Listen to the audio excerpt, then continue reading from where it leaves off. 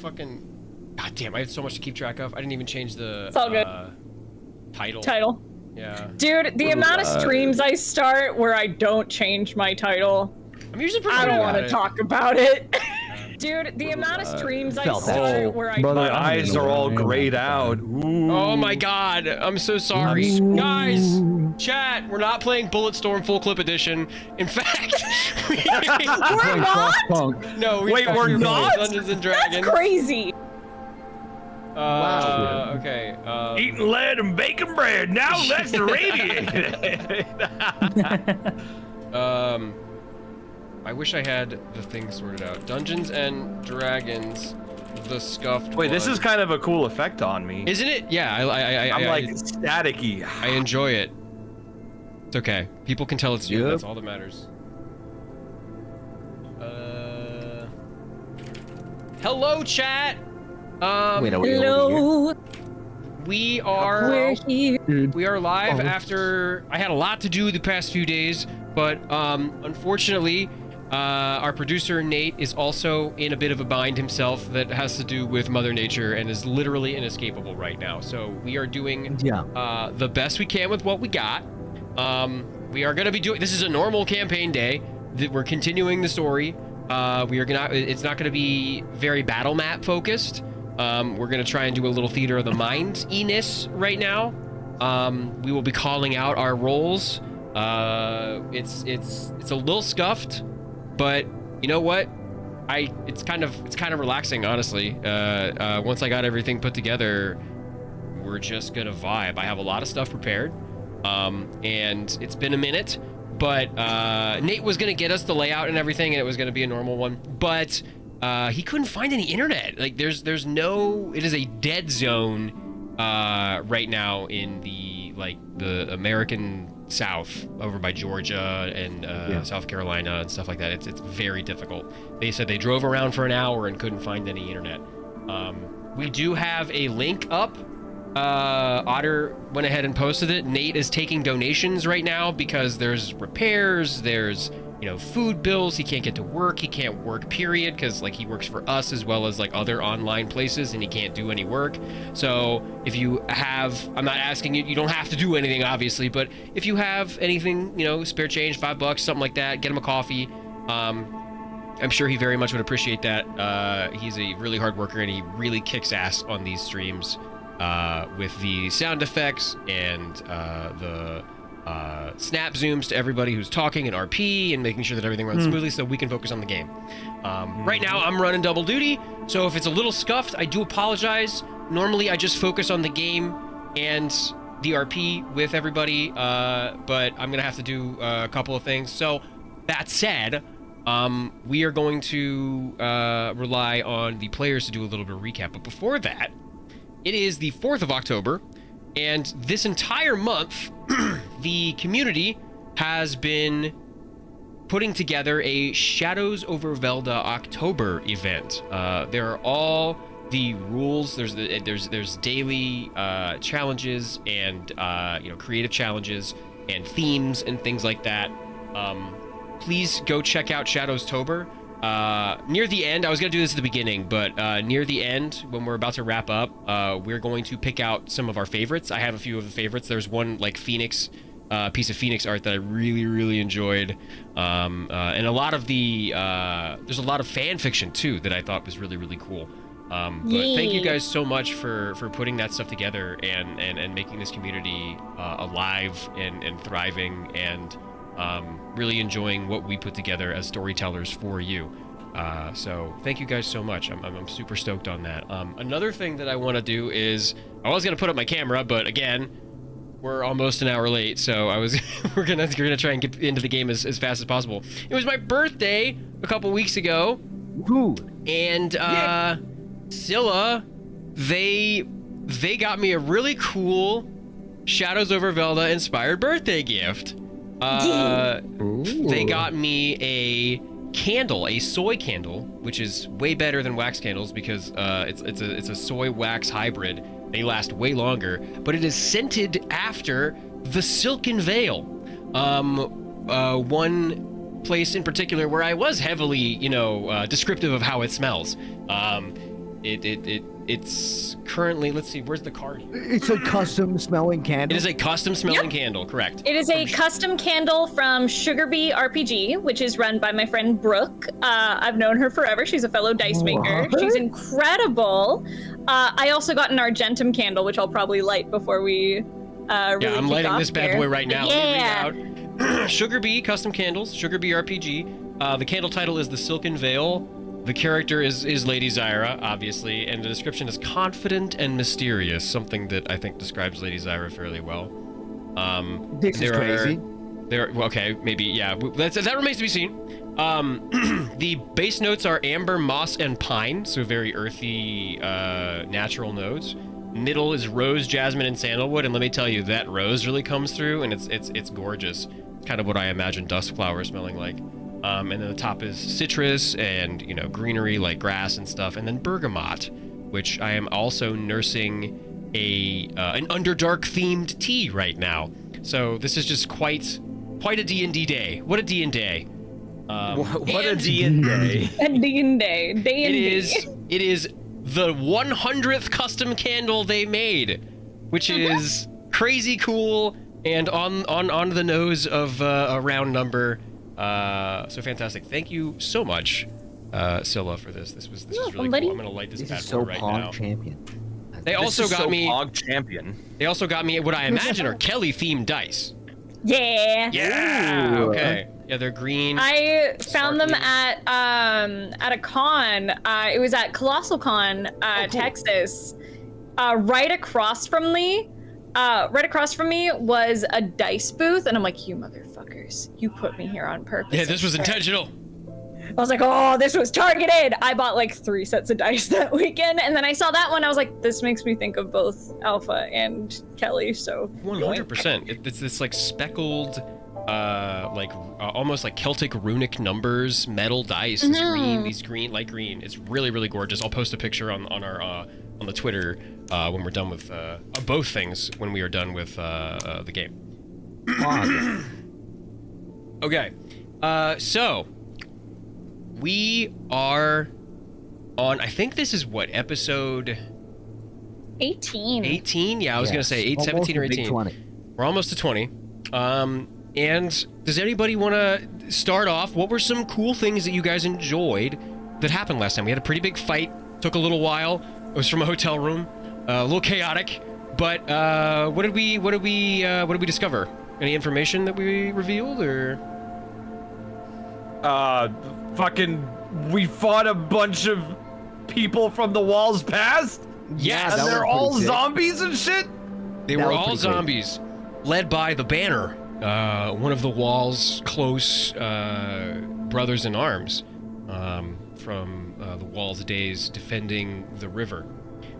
You also ran into a mystic that was the Wall's midwife, or the midwife that helped birth the Wall back in the day. They were all very close ties to him.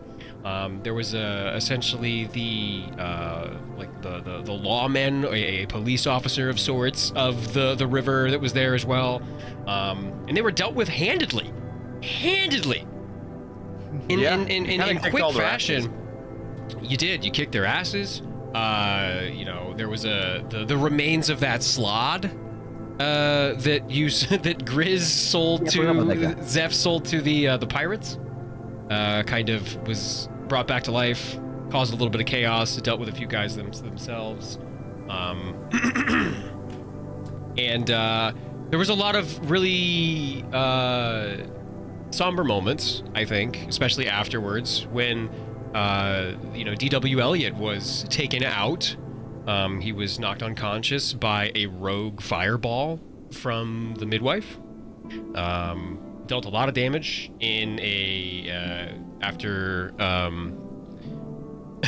Phoenix's incantation of darkness. Which was the most Brad thing of the session. Yeah, exactly. The edgiest thing I've ever heard. It was really cool. There was awesome description Very cool. of this beautiful imagery of a woman caressing a gunman.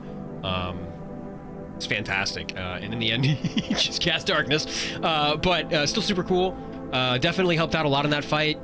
Many criticals were had. This was in a raging storm. The ice floes battering the sides of the ship.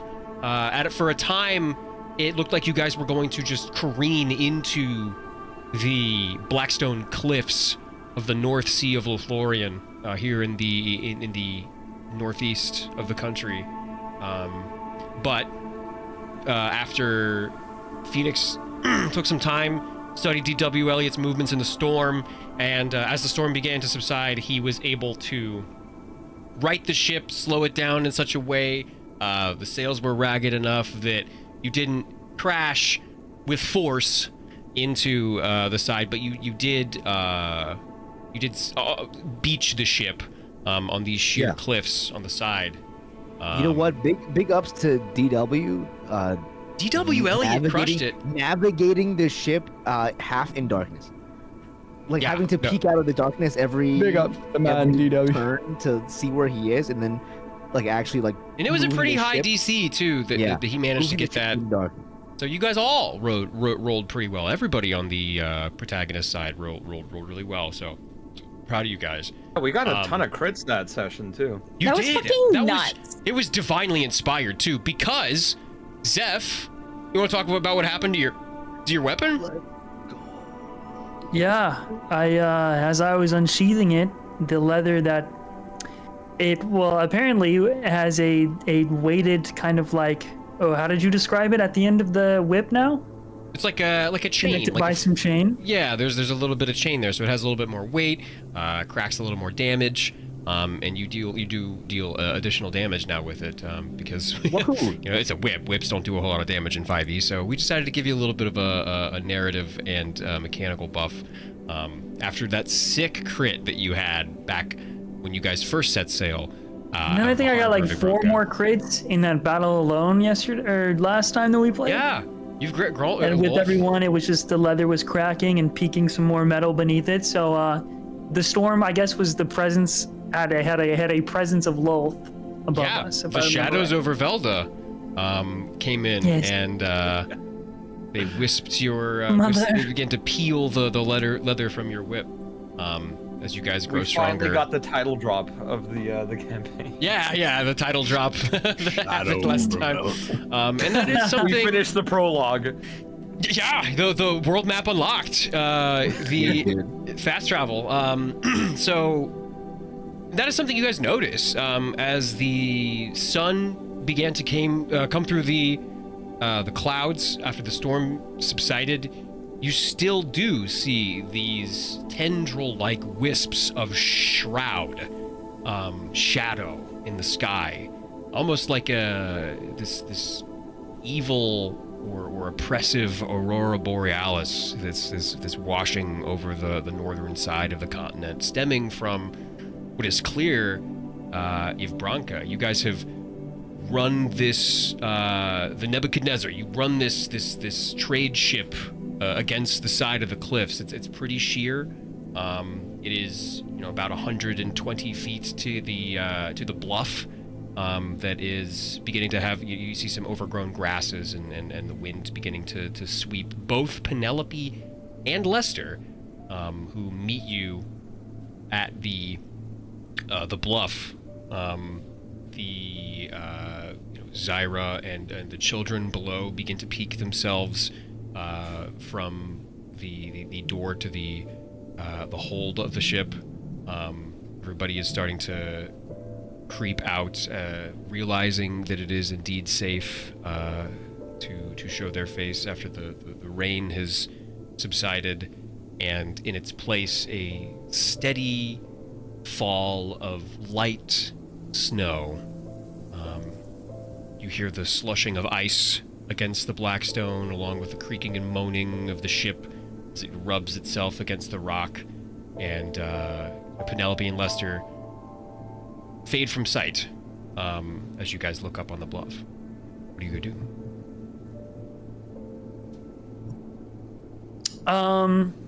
do? Ray just yells out, "Are we there yet?"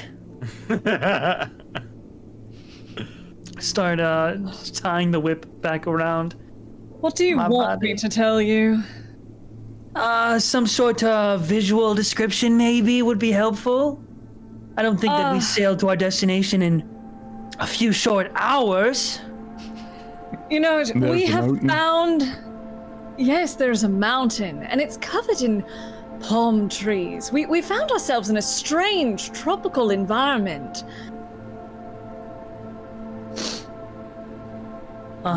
Slightly marooned, you could say. I feel like you're lying. I feel like you're lying to me. I would Oh, never do such a thing. Never. I'm just gonna start feeling my way around. Wall? Where are you, Wall? I'm here. I get closer to Wall. I'll move to Zeph's side. I'm here. It looks like we are moored against the cliffside. I can see Penelope from here. I don't know how she got up there. Yeah, and that freaking bird. Curious. Are they all The dead? bird has a name. Yes. Buster, And like right? Wall looks around. Yeah, Lester. I think they are dead. Yes. Yeah. I'm gonna go with that as well. I felt like some sort of I don't know, not non-death near the end there. Yes, there was a spirit or something that came out of the banner's body and left. Ran away. Yes, it ran away. It has a duty, I'm assuming. Great. I'm sure that feels fine for you, Wall. Does. I know the banner, and the banner would never run away, so it is obviously some other thing that is parading around with his skin. Right. Zyra begins to peek a little bit more from the door to the hold, ushers some kids to stay down. Is it safe to come out now? Yes. Yes, it is. It is all right. Are you Hey. are you okay? The children? A few of the children are a bit bruised, but I think they will survive. Bruises we can take. She motions for the kids to come out. A few of them are excited to see snow.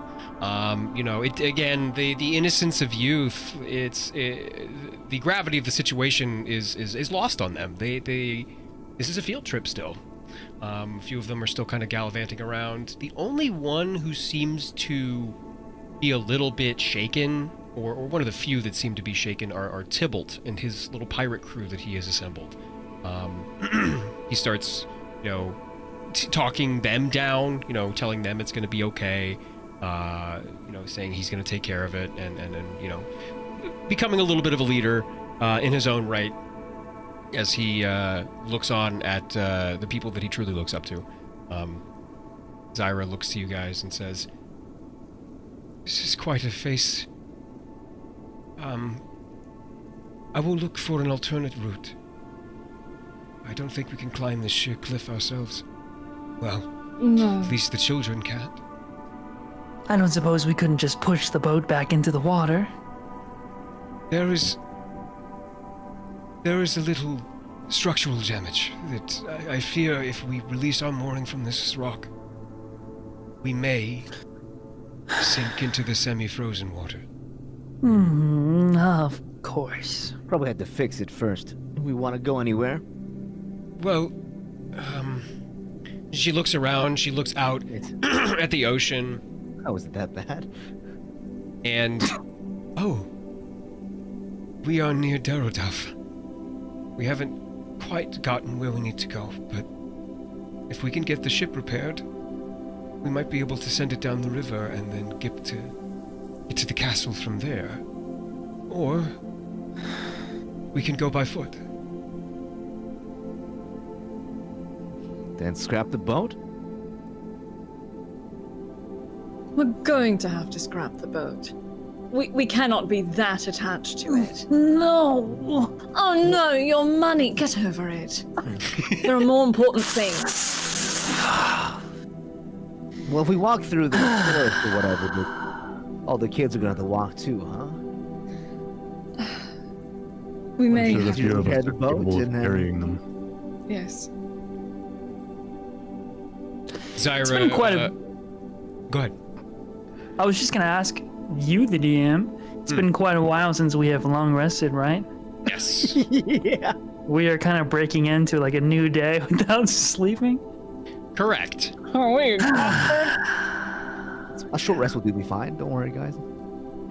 You guys are. It doesn't seem the ship is sinking actively. No. I would imagine, within 24, 48 hours, it probably will. If it's left unkept. But you guys can, you can take a short rest if you'd like. Zyra was just gonna go under the hold and grab a few things, take some stuff up with her, make a little pack, and maybe get the kids to help. What you guys do is up to you. You can try and scale the bluff if you would like.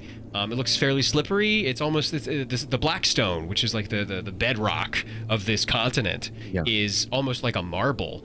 It's glassy and jagged and sharp, but it does look like there are footholds enough that you probably could scale it if you had a rope or some other method to get up.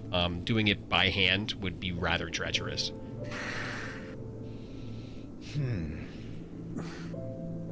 Well, what's the call, guys? Repair the ship. We have a few hours. We can repair the ship if we try. Otherwise, it's gonna all go under. So we better start emptying it or something. You said you saw Penelope at the top of the mountain? Yes, she was right up there. And is Penelope's just still up there, or?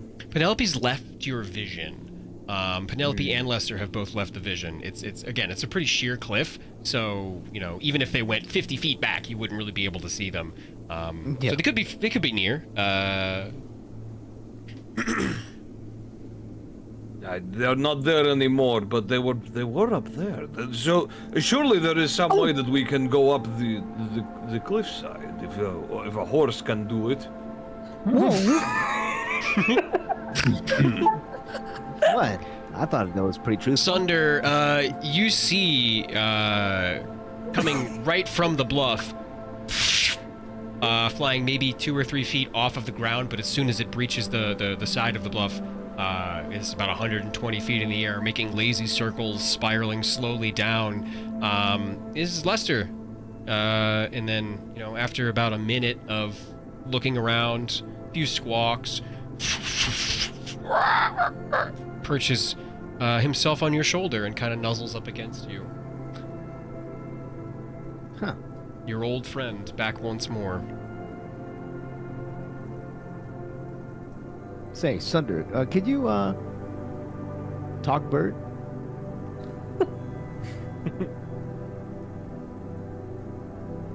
You're friends, right? You could maybe, have the thing scout a little bit. Or something. Judo dying. I'm talking to nobody. Juzo's dead. Yeah, where is He's Juzo? dead. He's never been here. I see His model is gone. Internet went out. Juzo! His internet probably went out. No. Oh Okay. no! Oh, he missed it. Fuck. Oh, no. I am that meme of the guy talking to the brick wall. Dude, like I didn't know Juzo was gone. I was like, either. I thought he was just being I'm quiet. curious. I looked up and I was like, oh, his model's got shit. Anyway. I'm trying something new today. I'm Um, closing my eyes for the entire when I'm role playing. I'll say to Wall, it makes sense that she would be here. Remember what Elistray said? About giving you a mount that would come when called? You don't think that it is Penelope that it is this mount? I think Penelope is already a very unique horse.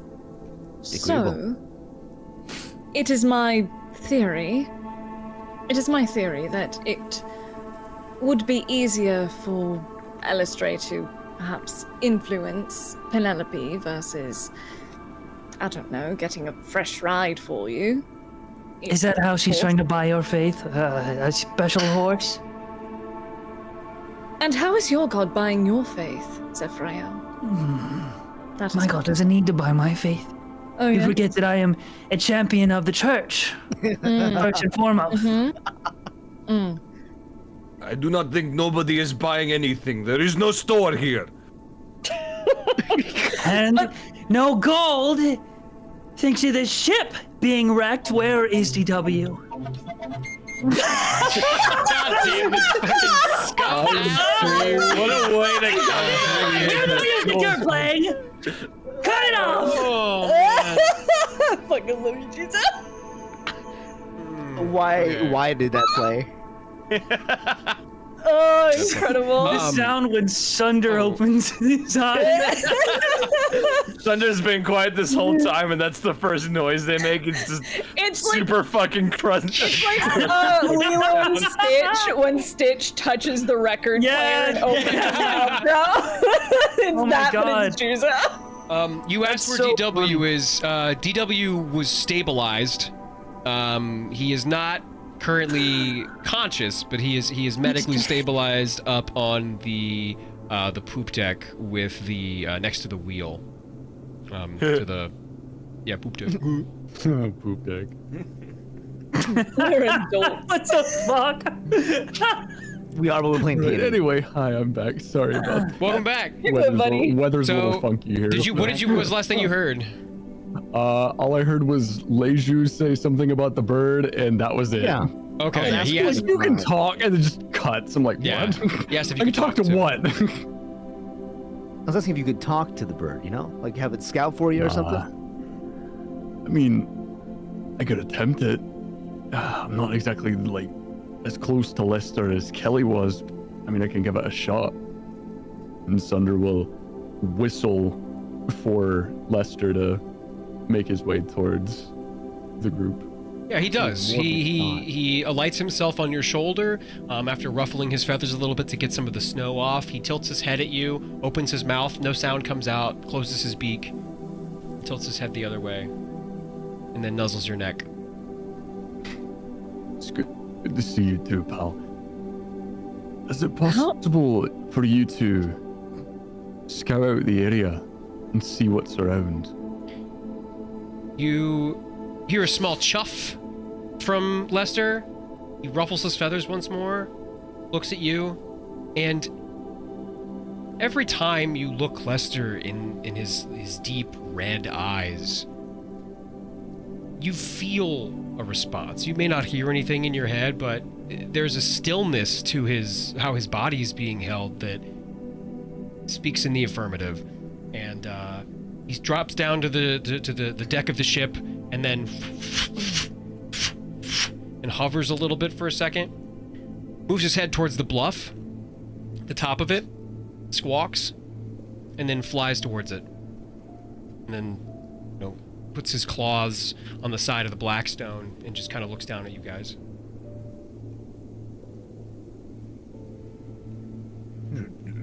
Interesting. Should we follow him or? I'm not sure if it might be a way for him telling us we should follow. I mean, trying to get to certain places after all, so I mean... You guys can look for alternate routes and stuff like Alright, that. Yeah. You can. Zyra was going to do that, but now she's a little bit occupied thinking that you guys are going to scuttle the ship, getting some things together in order to consolidate everything. And if you do decide to do that, you're not leaving everything behind in this trade ship. Yeah. I mean, we could leave now. If that's what you guys want. I do not want to leave the children here on their own. There are some Fair. adults, but most of them I do not trust. Seeing as there is that wonderful man who you seem to know, Phoenix. Oh yeah, that's right. I didn't know he was here. If I I don't see him like him. again, I'm putting his lights out.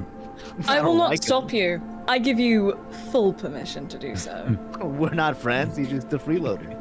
I didn't say you were friends. I just said you knew him. I did not That's mean to insinuate that you're friends. I just assume. sometimes. Well, you know what they say about assuming. And boy, do I love asses. I'm exhausted. Not enough culture. DW. I just kneel down at DW's. Yeah, DW is there. He's in his bosun's gear. He has a leather cape on around Still his unconscious, shoulders. though, The pretty. Oh yeah. He's got a high collar on. His tricorn hat is off to the side of the poop deck, and he is breathing shallowly, but his wrinkled face and chiseled features. There's this very like cherubic smile on his face for some reason. Cherubic. Yeah. $7 word. That's crazy. I just like feel for the tricorn, set it on his face. Gone too soon. Didn't have the chance. I'm not dead. And Great. It's like I can still hear him in the wind. Wait, you heard that too, so I'm not crazy. I mean, he gets on his hands, turns himself around. He was on his back, and you feel this shifting body in front of you, and then you feel a hand on yours. I'm not dead.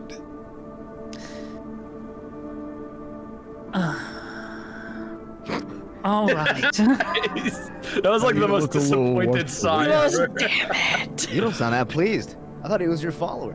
Exactly. But you Zeph, What happened, him or something? DW? I'll try to like help him up if I can. as you help him up, he gets to one knee. Let's go. But as he gets closer to you, you smell iron and salt. And you hear thick drips coming from his side. He is not looking very wait, right wait. now. Oh, no. Hold on. Yeah, you're alive, but you're definitely gonna die soon. Look, this is awkward. I used all of my healing. in the Lady battle, Zyra. And I'm afraid that there's nothing I can do There is at this moment. nothing DW. Loth can do for us. For me.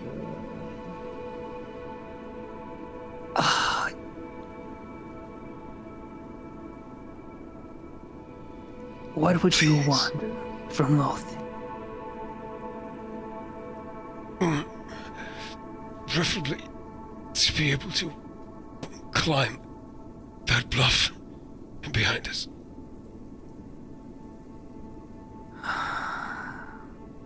Man wants to live. Zyra doesn't answer for a time. Argentum's gonna go find her as quick Okay. as they can. You open the door and almost as though she heard your call, but just took a little while. She meets you. Is there something you need? Do you have any healing capabilities available?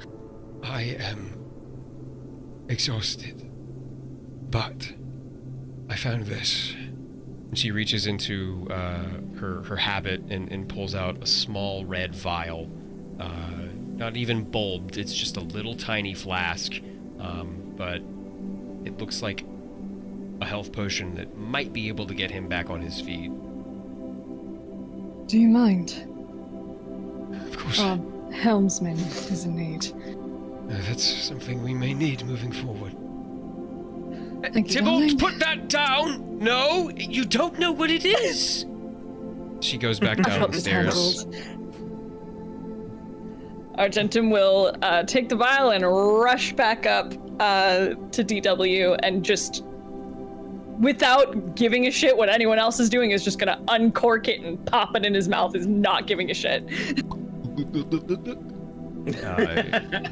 And DW kind of wipes the liquid from the remaining liquid from his mouth and sucks it off of his fingertips. Oh. You want to climb that bluff? Yes. Climb on yourself, you bastard. Come on. Okay. Oh my god, have you no empathy? I don't think that's in Zeph's vocabulary. Are you feeling all right? I will be okay. It's just. Can you stand now? Yeah, you feel him begin to stand under his own structure. He stands up a little straighter. You do hear him limping. Yeah, his footsteps sound a little irregular, but you think he's gonna be okay. You still smell that iron in the air, though. He's gonna require stronger medicine than what you guys are capable of right now, I imagine, unless somebody's got something they haven't shown quite yet. You see, Maybe someone should carry him. That's not a bad idea. is he? I mean, I can do it without any problem. It's fine. Can you all make a perception check for me? Oh my You god. got Okay. it, Buckaroo. Everybody who's on the roll. deck. I don't want to roll. Who's on the dick? I wanna How you roll. on the date? Rolling is bad. Taking a look at the dick. Oh, never mind. Rolling is really good. Oh, 22, baby! 22! High five, buddy! High five! Continues. Oh the my high god! Nat 20. Hello. Dude, We're all awesome. super fucking dialed in. Bang. Yeah, Love no, that. Fucking go, bro! It is still. The air is fairly still. The waves have subsided. Every now and again you hear the creak of the timbers against the stone, but surely you all hear this, and it is the sound of 1, 2, 3, 4 horses and human shouts. You can't quite make out what they're saying, but you hear, "Oh, yes, oh, and it's just in the distance. Fuck are they saying? I wish I could tell you, but That's good it line. means we have been found. That could be good or bad. Seems that way. So we'll find out soon enough whether it's good or bad. Penelope skids to a halt at the edge of the bluff, prances around in a circle, chuffs to the air. You see the cold, crisp air, plumes of fog coming from this horse as it has ridden hard, as it's starting to like mist in the cold air. And sure enough, behind them, 3 horsemen come up, and you hear as this latticed rope about 20 feet wide is dropped from the bluff, and you see 2 or 3 figures coming and poking their heads out of the side. Hi! Are you okay?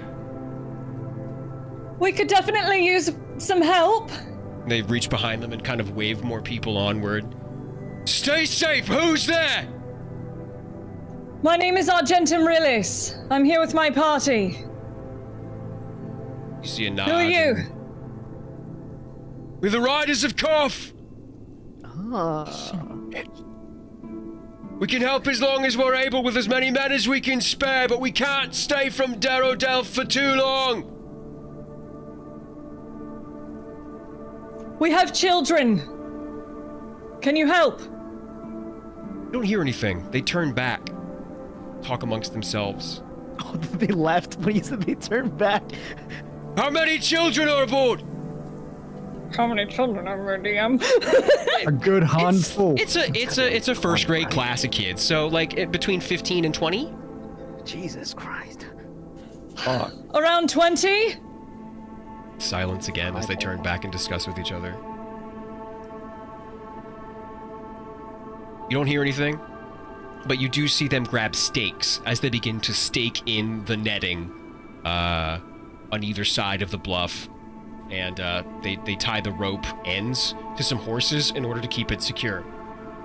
As fast as you can, get up! That boat ain't fly for long! Okay. Argentum's gonna go try to wrangle some children. Okay. You go down, and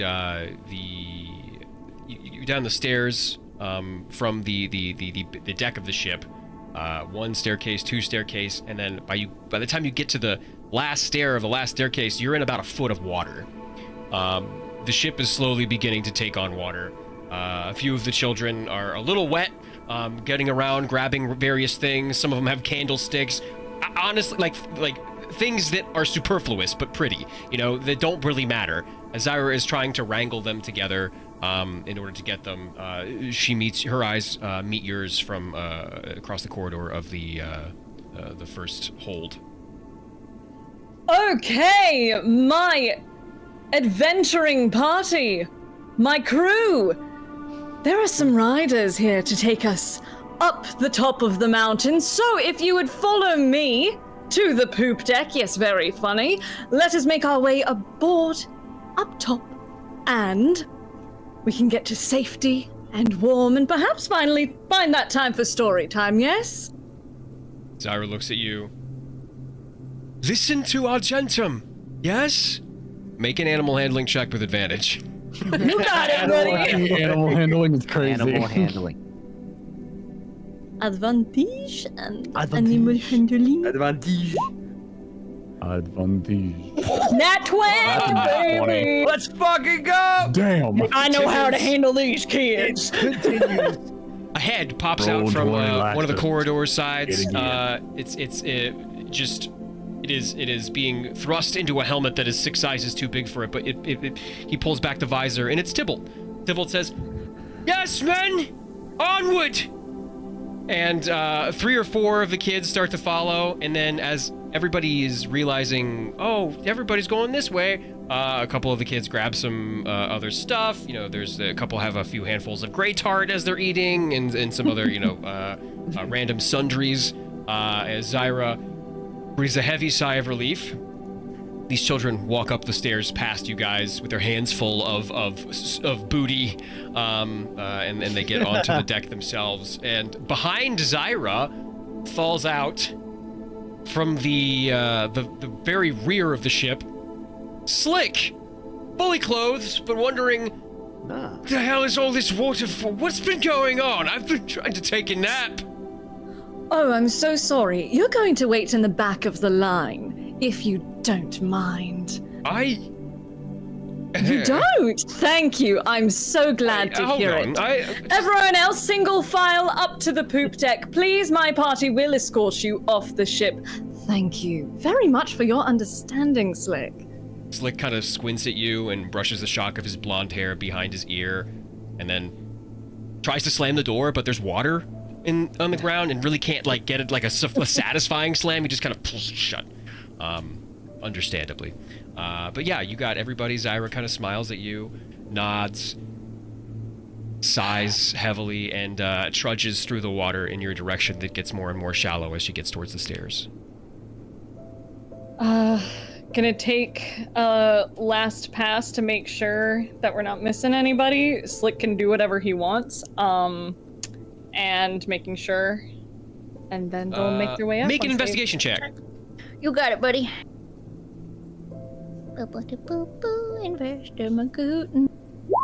Investimagootin. Investimagootin, buddy. That was almost a 19. 16. I know. Oh, That's a 10. That's a 10. You do a quick cursory glance. A lot of the things that would be able to be sold are, like maps and books and things like that. They have since been waterlogged. It would take a while to dry those out. Doesn't look like there's anything important or other things. There's trade bars and things like that, but a lot of that stuff is going to be incredibly it would be incredibly difficult to get up the sheer side of the cliff. There, unfortunately, with a 10, there's probably going to be some loss here, not of life, but just of merchandise.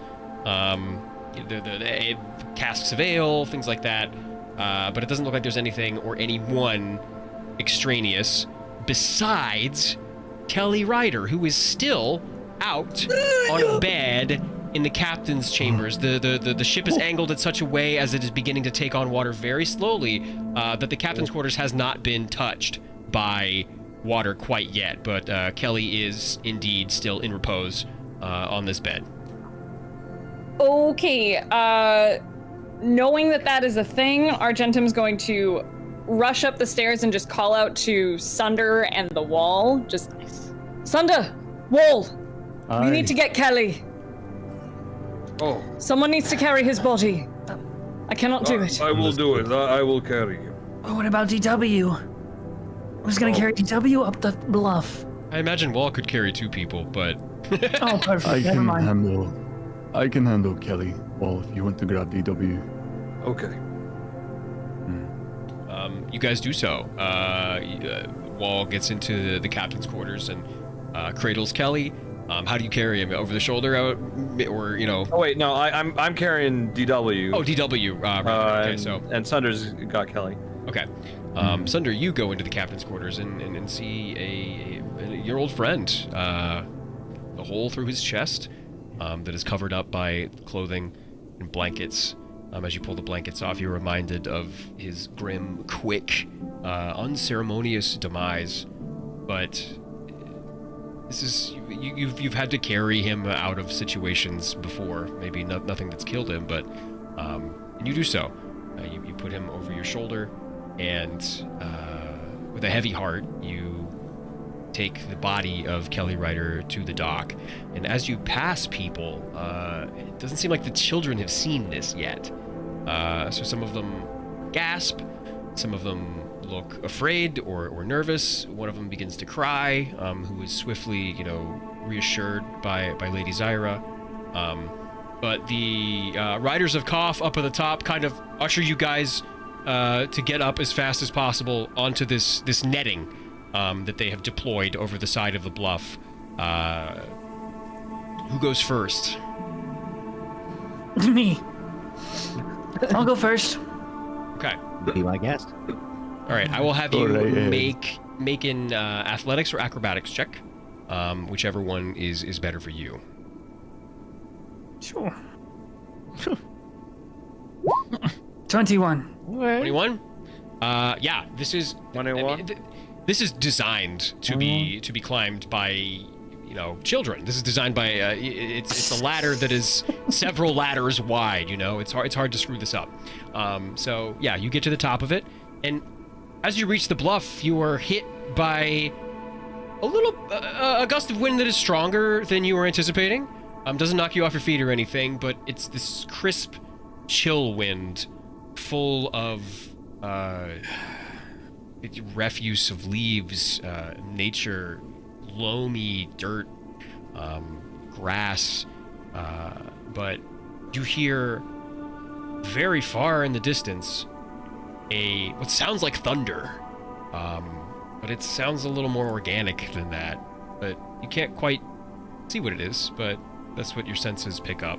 A horse in front of you begins to start nudging you and pushing you towards the interior of the bluff as your companions follow suit. Who's next? I guess I'll follow suit here. Okay. Athletics or acrobatics? Okay. Oh, 20. 20? Yep. You make it up as well. Kind of cool, actually. You kind of jump, you skip a few rungs as you go up. Very just looking cool. Very deftly. You look Climbing a ladder, but cool. Yeah, climbs ladder, but real cool. It's like when you're climbing the stairs and you skip a stair. You're just like, oh wow, look at that's right. Yeah, I can climb stairs real good. I climbed it cool too. You did climb it cool. He just had to one up you. I didn't use feet. The hell were you using? Whoa, no. My hands. I was like campusing all the way up there. Fucking you make legs it up. dangling as you're climbing up. Guys Yeah, fighting pretty me. much. That's crazy. And Leju, you notice you are on this. This bluff terminates the top of a hill, right? This is a high ground that you guys are on, and you're able to see this very wide expanse. This very clear day, all things considered, minus the tendrils of shadow whipping above you. And what Ray saw or heard as thunder you look to the south, and you see the city of Ivbranca in flames. Smoke plumes from the heart of the urban center, and the far tower is being torn down by Driders. It's, as far as you can see, several miles in the distance, but it looks as though the entire city has become an active heart of a war zone. Even outside of the walls, there are siege engines being set up. There is a front line that is being established. It's hard to make out who is doing what because it's so far away, but you are at an advantageous position to look upon the precipice of this destruction. Out in front of you, 700 to 1,000 feet, you see this small little hamlet that I don't know if were you there when they went to go get Penelope when she ran away with the gold? Yes. Yes, you were there. I was with you recognize this small hamlet as Darodalf, the small ice farm village that you guys had went to go see some of the other riders of Kof that were there, and you negotiated to get Penelope back. But this is the same place. Looks to be a little bit more fortified, but there's more people than were there before. Makes sense. There are a couple of what look like piles of dirt, but they're smoking, just on the outskirts of the town itself. But yeah, who's next to climb up the rope? Argentum will probably be one of the last people because they want to make sure the kids and everyone gets up first. Smart. Then Wall will go next. Okay. Wall, make a athletics or acrobatics check. Whichever you would like. Okay. 16 on that. 16, yeah. You are able to skip multiple rungs, but that's just because your wingspan is quite long. And you have DW draped over your shoulder. He's conscious and kind of just grabbing on as tightly as he can. And you climb up. You get to the top of the bluff. That same chill wind hits you. A familiar gale that from the mountains that you've quite enjoyed. You're beginning to experience the exterior, the nature that surrounds the urban center that you guys were in.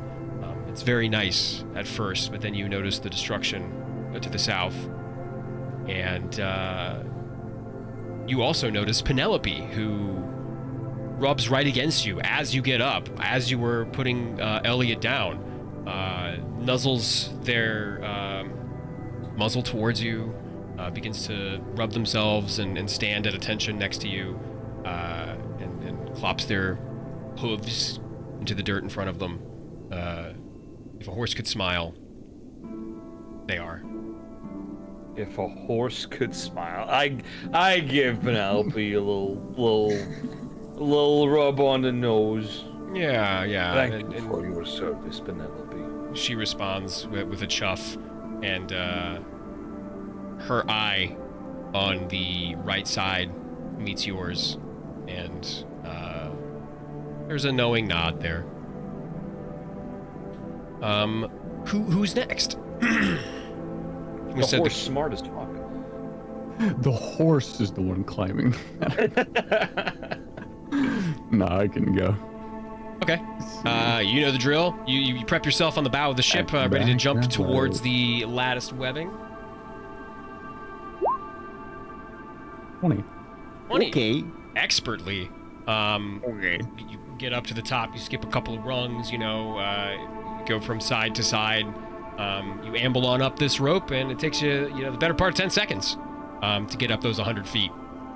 You breach the top, and you as well, your companions, just struck by the vastness of the nature, but also the scale of the destruction. Ivbranca is not a small city. Ivbranca is an ancient city that has been built on years and years and years of urbanization, and it is slowly crumbling to your south. In front of you, you also notice the small little hamlet of Darrow-Delph. You see these forms that don't look humanoid. They look like moving rocks or they're like maybe 10, 13 feet tall as they lumber around the outside of the city. You meet the eyes with a couple of Riders of Koth who are currently wearing face masks. They look like they've been through hell. Some of them look gaunt, haven't eaten in a while. Some of them look half dead. There's one in particular that looks pretty hale, and he squints as he looks at the wall, and he pulls his mask down, and you recognize this as the person you traded for Penelope back. You know, you had a little bit of a negotiation. This is Mace Porter, Captain Mace Porter of the Riders of Koth. Oh, I remember that guy. Yeah, and I have no idea who this is. he walks up to you, Wall, Who's this guy? and says, "Well, I'm glad you made it. It's good to see you again." Yes, I remember you. You were, when Penelope had run off, yes, you... What are you doing here? I stayed here. I defended this town as we still are. What happened to your fucking model? There we go. No, it was okay. Oh God! Oh God! The scuffling! Whoa! What? Covered everybody up. Hold on, what? It was in the green void. Okay, all right, wait. Why does he keep doing that? Hold on. Green This- jumpscare. It is the scuffing. Okay, we should be okay. Anyway, flashbang. Smoke bomb. Make Go. sure you're awake. He looks at Penelope. This horse still keeps finding me no matter where we go. Yes, she does that to me as well. And Mace also looks like he's been through a lot. He actively has, bandages around his abdomen. He is, one of his eyes has been cut up above his eyebrow. These guys have seen some combat. All right. Who's next to go up? I imagine the children. Yep. Argentum will try to help the kids up as best they can. Truthfully, I did think that they went before all of us, but it's okay that they didn't. Okay. It's very Ray for him to go first. And We as kind of the- all just went before him, but yes, that is true. As the It is other true. riders notice that the children are coming next, they belly up to the edge of the bluff in an attempt to help them for the last 10 or so feet of this very scary journey. I need you, Scylla, to roll an athletics check on behalf of the children with advantage, Okay, I was like, buddy, I have a 0. or please. acrobatics, these children- whatever you do. Yeah. Cool. I'll That'd take be the one with better. the +1. Hi, I'm an author. I have noodle arms. An 18. You are lucky. Must The be roll a one. DC is 5 because it is. Let's go. Fucking A. Yeah, it takes almost 10-15 minutes to get all of these kids up because Zyra doesn't want them to go more than 2 at a time. But after about 10-15 minutes and a very, very deep sigh from Zyra, all of these children, with the help of the Riders of Koth that are there, make their way up to the top, and they're all kind of gathered out of sight from everybody on the boat.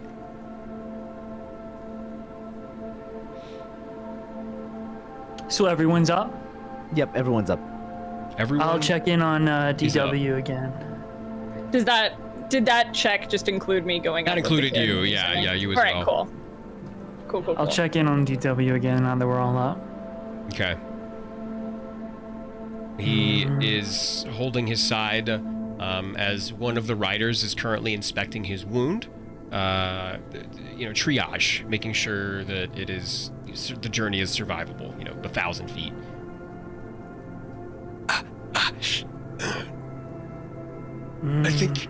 I think I'll be okay, right? Grit your teeth through the pain. Absorb that hurt. What did it feel like? Was this your first time on the brink of death? It felt relieving, as though all of my worries went away, my attachments. I could breathe. I was free.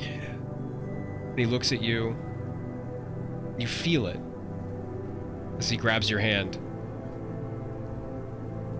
I worry I may seek it once more.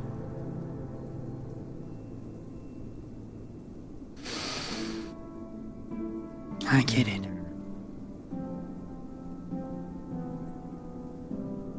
But don't fear. If you walk this path, the one that I have, that feeling, that near freedom right before you die, while living, it'll feel like you're stuck in it. You'll start to yearn for the in-between. Like you're walking this fine line of constant chaos. Are you gonna die or are you gonna live?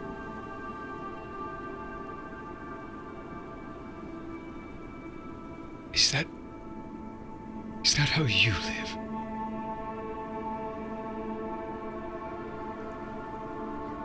Can the rest of us hear this? I mean, yeah. I mean, unless you're having conversations of your own. It's not like these are the only ones. They're not the only ones talking. What are you waffling about, Zeph?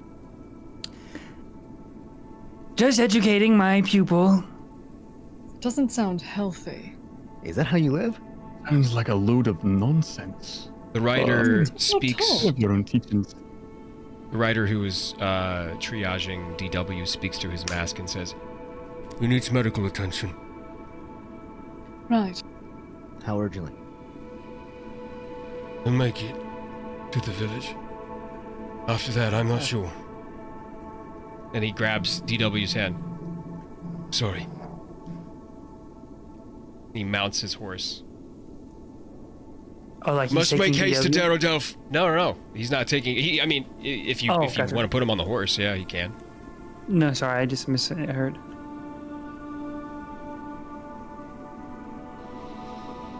Mace says, "Gather your things, your people. We'll make haste to Darodelf.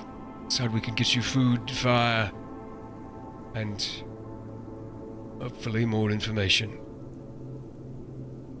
It is much appreciated. What happened way, out are we- there? Once we are warm and safe, we will explain. Guess we... There is a lot. For what it is worth, I am acquainted with Eric Tinwhistle. He mentioned that if I ever came out this way or found myself in company of fine folks such as yourself, I should mention as much. It may indeed come in handy. We've lost communication with Korf proper and the Bywave. They've Good to cut off the know. routes. I'll tell you more when we're inside the Frost Half. Men, mount up. Take as many children as you can and injured. And they all begin to do that. A couple of them, they leave the netting there, just in case you guys decide to come back. And they start to slowly trot their way 1,000 feet towards Darodelf.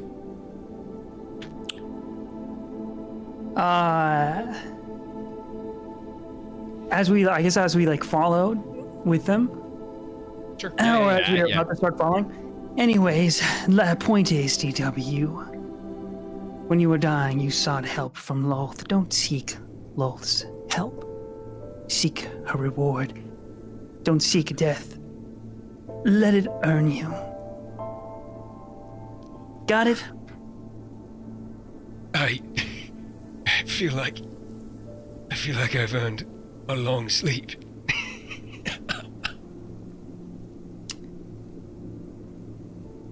Won't lie, the man put in the work. It's true. It is true. We would not have made it without you. Well, I have to put those years of seafaring to use somehow. Was a tradesman. We did also still crash. Shut up. Yes, only because I was. DW looks at Phoenix. Good man. Those kids would be dead at the bottom of the ocean if it weren't for you. I got lucky. Picked up what I could in the first 5 minutes watching you. A quick study. When fate ordains it, yeah. Snow slowly starts to pick up a little bit. Not so much that it becomes difficult to see, but the children are enjoying catching snowflakes on their tongues. It takes about 10 minutes for you guys to get to Darrow Delph. You have to move at a fairly slow clip in order to keep the injured and the children safe. But as you guys get closer to it, you see the hamlet of Darrow Delph. It's a rugged little settlement that is some hours of the day in the shadow of the spine of Lolth, of the large mountain that dominates the landscape. Snow-capped peaks now as the weather is starting to get a little bit more intense. Most, if not all, of the structures are wrought in wood and stone, but it's built in a way that it's like they're all huddled together. And as you start to move closer towards the town, those humanoids, those weirdly shaped like rock things that you had seen Sunder come clear into view as these large 10 to 12 foot tall craggy crystalline ice elementals lumbering around the perimeter of the town itself very slowly. And you feel the especially you, Ray, you feel the shake in the earth as these things make a step and then 2 steps, as they make their way around the perimeter of this town. The mounds of earth that you had seen from a distance, as you got closer, these pyres are heaps of bodies. Elven, drow, orcish, dwarven, tiefling, all makes and models, but they didn't have time to bury them. Only a few people have been buried. You see 4 or 5 different graves. As you pass, there's some names etched in a few of them. It is a grim scene. These few soldiers that are here are torn to shreds. Some of them are missing their armor, shields splintered, swords shattered. There is a bulwark near where you assume the road starts to come into the small town itself. There's maybe 5 to 6 buildings here, the largest of which is familiar to the walls, the Frost Hearth Brewery. That you had to. Next to it is where Mace Porter was burying his soldiers when you last saw him. Across from that, there is a small little fountain that has since been frozen and in a state of disrepair. You have another store, Fordring's Fine Furriers. You see thick leather pelts and furs and stuff piled high in the windows. The Frost Hearth Brewery itself, it seems inside there is a large amount of people, warm, inviting. Maybe you can get a stiff drink in there. But this town that you guys are coming into feels strained. It's everybody around you is on edge. There's maybe 20 or 30 soldiers here, patrolling. There's 4 or 5 of those ice elementals that seem to be the large shock troops if anything seems to happen. They look out on the horizon, and you see several of these soldiers in like shell-shocked, leaning on their pikes, looking out at the destruction in the valley below you guys. in awe or disbelief. Some of them start to have smaller conversations about what's going on down there, taking bets on what's going to happen, taking bets on their own lives, whether or not they're going to survive the next few days, talking about the refugees. You overhear that there are refugees inside the Frost Hearth and the Furriers, and in the attached inn to the Frost Hearth. And Mace kind of gestures over to the Frost Hearth. Find the refugees in there. Get yourself some food, some medical attention. I'll send in one of our apothecaries for you. He calls for one of them over, and this one who has a bandage over his head and eye, and carrying a bag of medical equipment, rushes over towards DW and as he starts to dismount and walk towards the Frost Hearth. What do you guys do? We do our best. True. Damn right. Same thing I've been doing, attending to the kiddos, checking, make sure like Zyra's good because she's been through a whole lot. Argentum's in caretaker mode right now. Okay. I'm probably gonna get some food. Okay. Maybe like Get a snack. sleep. Yeah. Okay. How many of you guys? Which building are you going to go into? What's the one they pointed us towards? The Frost Hearth Brewery. It seems to be the one where the most people are coming in and out of, and the one with the most lights on the inside. Shall we go? Or you have I think I'll head there. Okay. Yeah. If it seems like the most, I don't know if well that is the right word, but if it seems like the most comfortable in such an uncomfortable place. Yeah, True. I mean, there are triage units and tents and stuff outside for the company of soldiers that are there stationed at Darodelph, the company of riders. But yeah, it looks like the apothecary and DW are going into the Frost Hearth. Then I shall too. Okay, cool. You approach the Frost Hearth. There's a small little landing and a patio. There's an awning made of wood on the outside. And the windows themselves are kind of fogged over, but it does feel warmer the closer you get to the building. The door opens. A stiff breeze comes in for the vacuum of the place as people are coming out as you are going in. And there is a fair amount of people on the inside. Probably more than would be, comfortable. But it looks like there's some people. There's all kinds of refugees, tieflings, orcs. There's drow, elves, humans. They're just strewn about, trying to find their own little piece of purchase inside of this to call a home for right now. There are a few that stand out, as a matter of fact.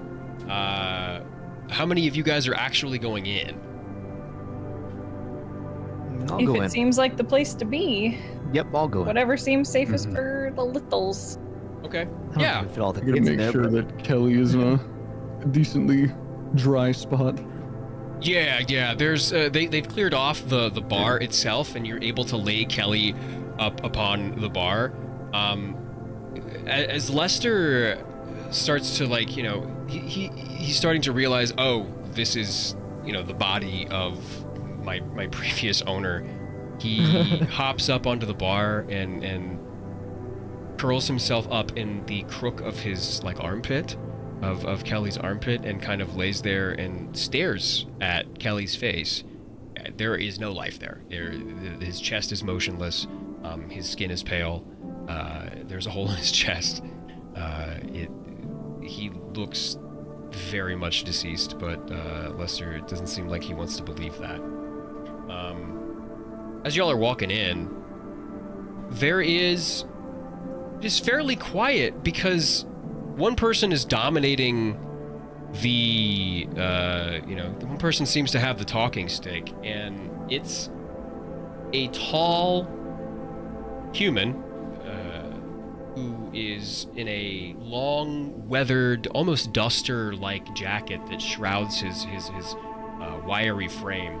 He has a wide brim hat that, as you guys came in, he took off and kind of dusted and put on the table that he has commandeered.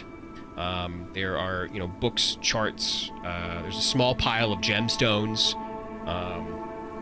and his eyes are this piercing shade of like golden brown, with like almost cat-like pupils. And he has a black beard, meticulously groomed, very, very fine, and it frames a very, uncharacteristic for where you are, a very wide smile, and it's welcoming. As you guys come in, he kind of gestures for you guys to find a spot. It feels like this guy is an old friend, someone who makes you feel seen, he makes you feel known, understood. And as he speaks, his voice is smooth, like honey, with a very, very charming drawl. He is poetic in his words as he says, "Oh, come on in, friends. Come on in. Now listen here, I tell you what. Life, it's got a funny way of throwing storms at us." And you hear like kind of a hum of agreement from the small congregation that he has put together. "It sometimes feels like the wind's blowing too hard, rain's coming down too fast. You need to get out of Dodge, Like, feels like you ain't ever gonna see the sun again. I tell you what, I've learned something flying through my own rough patches. Those storms don't last forever, no sir. You grit your teeth, pull that coat up a little tighter, keep walking warm, step by step. Even if..." And you see him look at Ray when he says this. "Even if you can't see where you're going, you're still moving." I can feel you're looking at me. See, DW, this is basically what I was trying to tell you.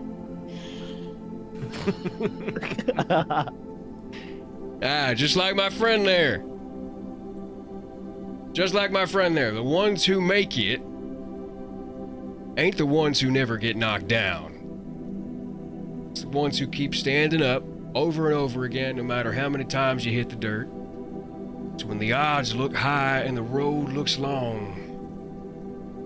Just remember. He looks at the kids. Smiles wide. There ain't no shame in taking it one step at a time. And that's what's gonna carry us all forward. You hear another like, yeah, like a kind of a rush of agreement. Yeah, you hear, yeah. Yeah.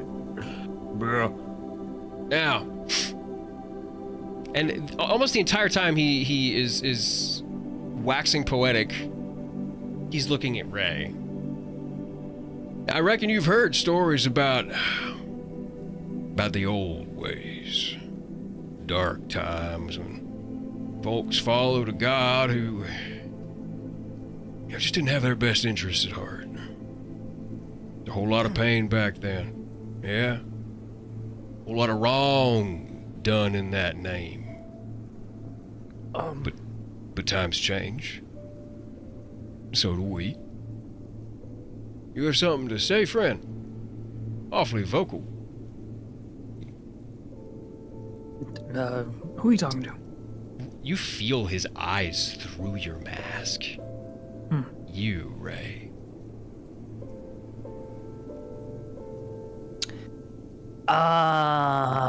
It got awfully quiet in here. Sorry, we couldn't tell who you're talking to. My bad. He can't see. Just let me know. Oh, I know.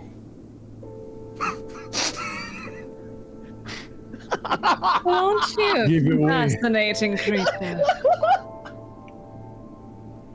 I was just telling my friends here, you're exactly right. One step at a time, even if that means you're walking on a tightrope. Exactly. So good. See? Always look up, friends. Always look up.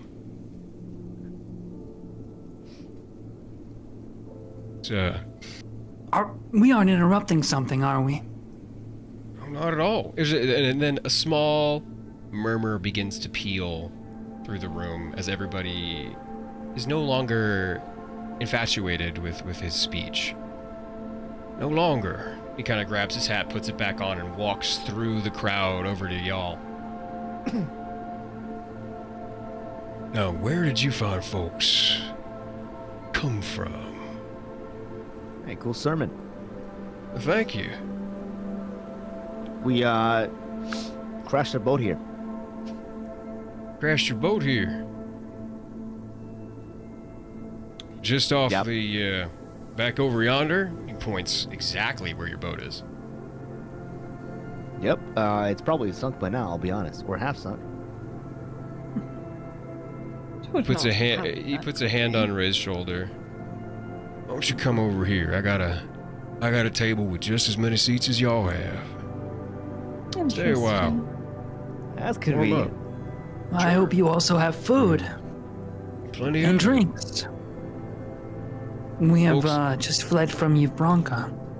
Yeah, you and everybody else around here. These poor souls. Trying to guide him in the right way that I know how. The good name of our web mother. Our wed mother. Yeah. Our webbed mother. And he smiles. His canines are unnaturally sharp. Like I said, a fascinating creature you are. I don't think you should call other humans creatures. I'll let him guide us all if everybody's down. He seems quite excited. All right, too right. Come on, round of ale. And, we got any more of them chickens? I could go for a chicken leg. The Chicken leg. person who was actively, dealing with Kelly on the bar kind of nods to him, smiles a little bit, gives a bit of a wave, and he ushers you guys to sit down at this table. A couple of books. There's a pile of polished gemstones, and there's a chart there, a map of Lothlorien, one you guys have seen before, but it's been marked up a little bit. He says, "Wait a second. Y'all are the guests from Yvronka, ain't you?" And how would you know that? Oh, I got eyes everywhere. Oh? Up above, down below, where you can't even Seems see. like everybody has eyes everywhere. It is always eyes everywhere. Ugh. Don't worry, Wall. I definitely don't. I was gonna say we lack a little couple eyes in this party.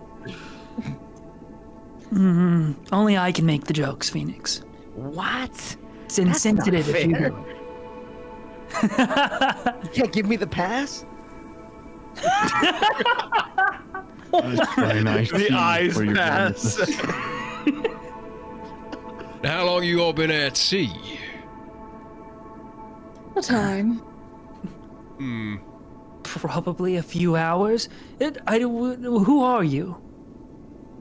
Grabs he grabs a piece of opal that's in that pile of gemstones. He flicks it into the air, and it lands in his mouth. He chews on it like a jelly bean. Does it crunch? Oh, it crunches. Yeah, it crunches hard. It's like upending a box of nerds into your mouth. Even the walls like looking at him like, what the fuck? All right, so you're hard. I got it.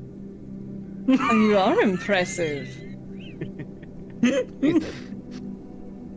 Sunder's off in the background, kind of just giving a judging look. He doesn't like this at all. Just be sure. I'll make sure I get all your names correctly. What do I call y'all? Well, I just asked first if you wouldn't mind introducing yourself. You know, for once, I agree with Zephyriel. Oh, is that a slip? Oh, so you are who I think you are. Well, allow me to introduce myself. Name's Young. Dakota Young. Dakota Young. Because I Does that name sound at all familiar out of to character. me? Make a history check. You I- got it, Buckaroo. Could I maybe do religion alongside? Yeah, sure. Since Make a you religion said, check, of course. This guy Our was weapon born Yes, out of the Louise. womb with 2 revolvers. This guy was I like born this with yeehaw man. a big iron on his hip. Yeah, dude. 25! Dude, I roll up to Agua Fria. 23. Okay, I'm gonna have both of you come with me to Whispers. Woo! But here's the Oh thing. boy. Here's the thing. We don't have a producer, so all of chat is gonna hear the whisper. That's You're fun. kidding me. That's fine. I am excited. That's fun for alright? them. Okay. It's fun for them, but not for. Hell yeah, brother. Oh god. God damn it, Well, Grizzly. the weight of this is going to be completely sapped. Oh, okay. Anyway, that's fine. It's fine. Stella, with your, you made a history check, right? I sure did. The name Dakota itself, Dakota Young, you've never heard of this person before, but it does sound very similar to. It's hard to even believe, but you achieved the incredibly high 25 DC Let's fucking go. to put all the pieces together, the gemstones, the eyes, the canines. This name sounds awfully familiar to Darkoashta. Oh. Fuck, bro. Who? And you, with your religion check, who in their right mind right now is actively giving a sermon for Lolf after everything that just transpired? You rack your brain. You try and think. You meditate My on it. goat, that too. No, continue. The person you told to do this thing, the person you made a deal with to spread the good word of the Reformed Church of Lolf to as many people as who would listen, Darkoashta, the young metallic dragon that you guys let free in the Goblin Mountain. You are pretty damn sure, 98% sure, that it is either him or somebody very closely related to him. All right? That's hype. Let's fucking go, bro. We move. Also, we gotta get back there. They're being fucking medicines. Yeah. Okay. All right. To have knowledge, guys. That's so- You know. let's go. I saw y'all being fucking Yeah, I saw you. medicines. I saw you rack zooming your fucking model. Like, guys, I had to like we were just sitting in here like we couldn't talk to chat. It was like, you know, let the demon Couldn't take talk us. to Chad. We can't do nothing. Like, we need attention. We need attention. Oh God. But yeah, that's the idea suddenly sparks in your mind. All of the synapses fire. All of the clues come into play, and you both at the same time realize, yep, that's it. Yep. It is Yep. fabulous to see you again. You're looking well.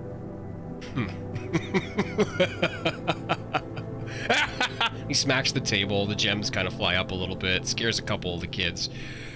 Oh, it's good to see y'all once more. Who's this? There's nothing I can do to repay you for what you did, but staying alive, that's its own gift in and of itself, right? It is very true. Well, let's stay vague about it. Oh, You know, you never know mom's the who's word. Please. around. But for everyone else, Dakota here is an old friend. Both of y'all. Yes. He tips Of his all of hat. us. I'll explain Winks. later. Okay. What do you guys plan to do from here? Huh? I am formulating my plan, but I'm eager to hear from y'all.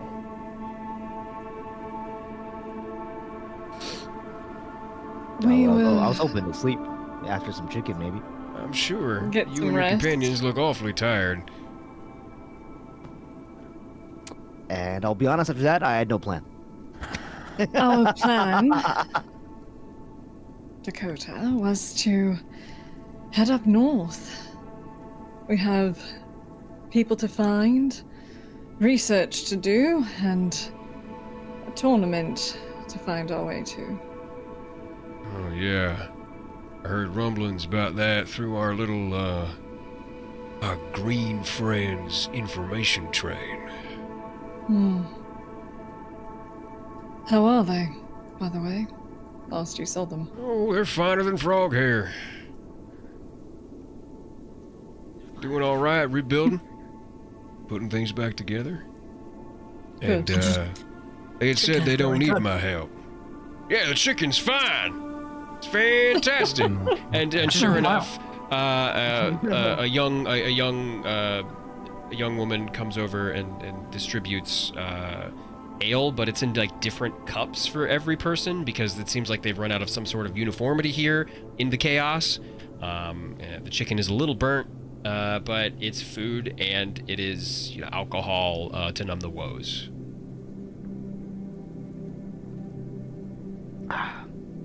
I will help myself. Sunder, can you make a perception check for me? I can indeed. Do it. Mm-hmm. Use those Love me some big chicken. eyes. It's a 15. Ooh, 15? They see you first. 15. Did you hear an exclamation? Someone being shoved out of the way. You hear a couple of, pants and shouts, but arms wrap around your chest. Oh, Sunder, I thought I lost you. And you know that voice. You know that voice as well as you know any of your relatives.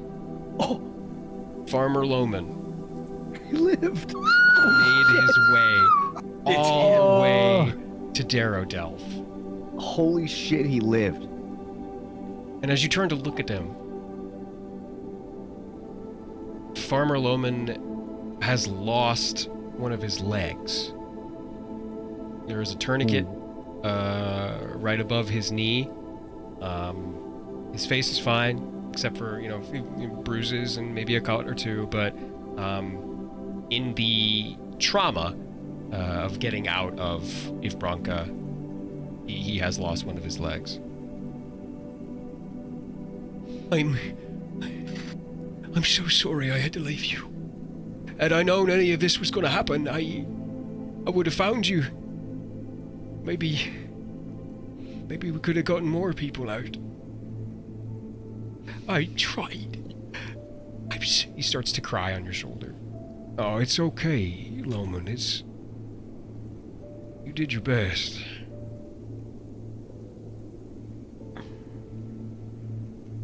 You did what you could. And you hear him whisper through tears in your ear. We couldn't get Ryla out. We only got her body. She's buried outside by the fires. Shit. Good try. Swear, we've lost way too many people. I don't know what to do Kelly was anymore, one of them. son. We do what we can.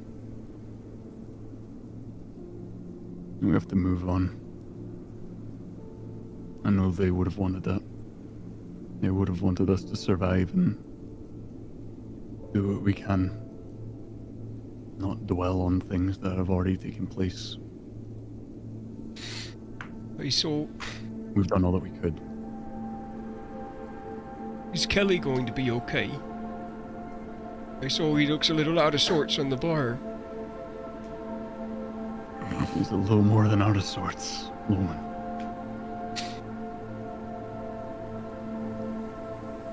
We are doing our best to bring him back. gonna find a way to. You feel something uncharacteristic of Farmer Loman. His hand and his fingers begin to dig into your shoulder. Whoever did this is gonna be walking away with way more than just their legs missing.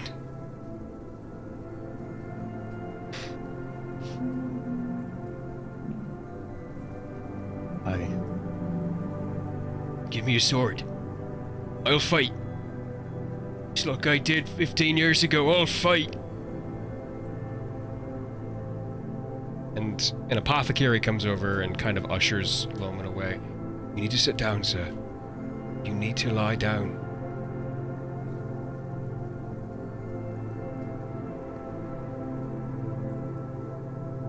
Loman, did you hear from those three that were looking for me specifically? Kind of pulls I away heard from one the of them didn't make it apothecary. out. Oh, I know nothing. I thought you took care of him. I didn't see them. Well, if one of I them's was dead, that's a informed good of- thing. One of them is. I also heard from another source that they weren't on the ship that we boarded.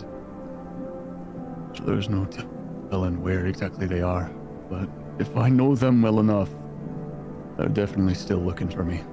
And they will keep looking until they find me in some way.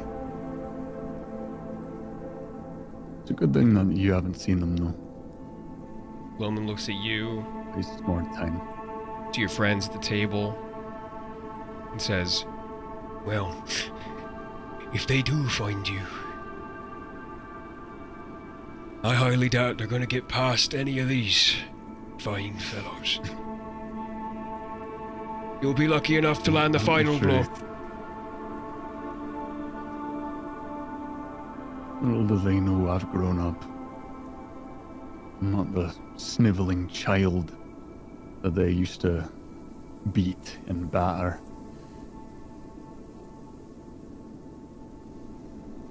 Although right good time on that if they find us. You know what you are, Sunder? You're a loath, damn honored guest.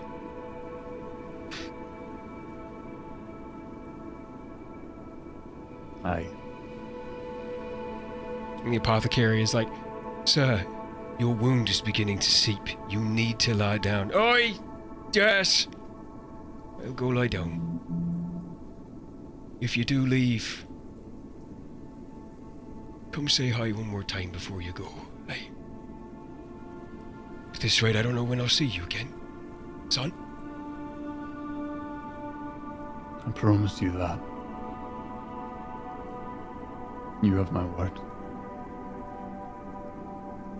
Keep him safe, all yous. Please? You have my word. Wall just gives a nod. Yep. No promises. And Farmer Loman is escorted to the back, given something to drink, and lays down while watching you guys the entire time as he fades from vision. Dakota looks at you guys once more and says, well, seems like you guys have laid down roots here mighty deep. I want to try and like vaguely catch him up on the latest events. Sure. Since we were underground. He'll do the same. What would you like to tell him, specifically? Just like the timeline? Yeah, but like more specifically, Veyron almost killed all of us, and it's very clear that we have some work to do before we face him again. Okay. Well, I'll try to offer what help I can, and the way I am right now, it's relatively simple to negotiate with normies. However, on my side of things, Tyrael is down there fighting amongst his men. He's established a bulwark with the riders of Koff and some mercenaries from the south, actively trying to make an ingress into the city itself. I offered to help, but I can't. Not right now. Why so? I'm not saying you have to. He leans over and says, "They don't take too kindly to my type around these parts. The last time one of me who was around here, we made that mountain out that window." He points out the window to the spine of Loth.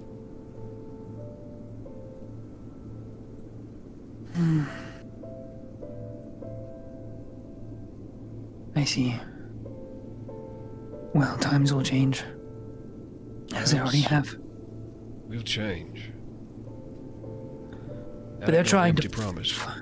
They're trying to fight into Eve Bronca? They're still trying to fight the riders? They reached a stalemate. But I tried to tell Tyrael this, but he's too gone with rage to listen to reason. They'll just keep coming. And there's some 5,000 captured citizens actively being metamorphosized. They'll just keep coming. There's an entrance to the Underdark immediately under the city. They'll just keep coming.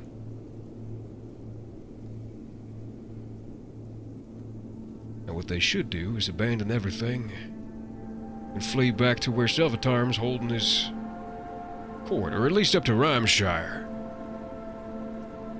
Retreat to the north. Maybe enlist some of the Goliath tribes.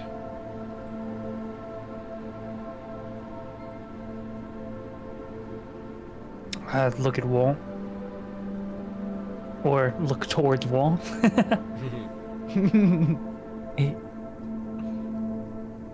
Are there more tribes?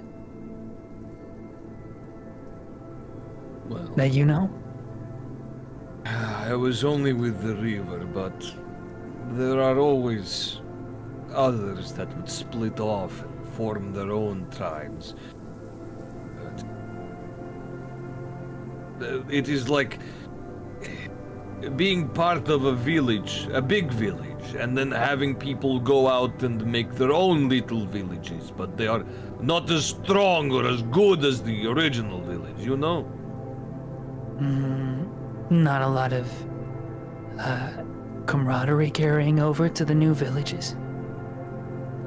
I do not know why people seek to leave the river outside of work or for glory, but yeah, perhaps it could still be good to discuss things with them. I assure you there's glory to be had in this. Well, perhaps that will make it easy for us to negotiate if we come across members of the non-river tribes. And I've also, if he hasn't heard already, but I've sent word to my father. I have been missing for weeks, so maybe he's already looking for me.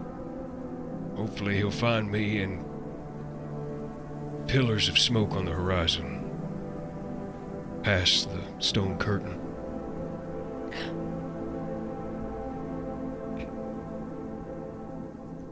Whereabouts past the stone curtain, if you do not mind my asking? I'm just curious. Not from these parts. Just a second, I'm gonna whip up the map here. You're asking for Google Maps. Sorry, I That's can't get crazy. Google Maps on this scroll here. It's not really wanting Yeah. to come up. I have really shit service. In the next scroll update. Damn it, my scroll hasn't updated. No service out here. I prefer ways. Alpha. My father's fortress up upon the lunar peaks looks out over all beyond the stone curtain. It's easy to see. Maybe one of his scouts has noticed something off. Other than his son being missing. But you know what? He never really cared for me anyway, but that's... Relatable. Whereabouts? What? Just curious. Whereabouts in the Lunar Peaks? How long has your father been residing there? This fortress is near the top. It's been there... Oh gosh. 500 years? 600 years? Wow. It's rarely traveled by people of your ilk. It's treacherous, hard to get to. Fascinating. Why do you ask? Oh no, I'm just curious. I'm sure you have gathered.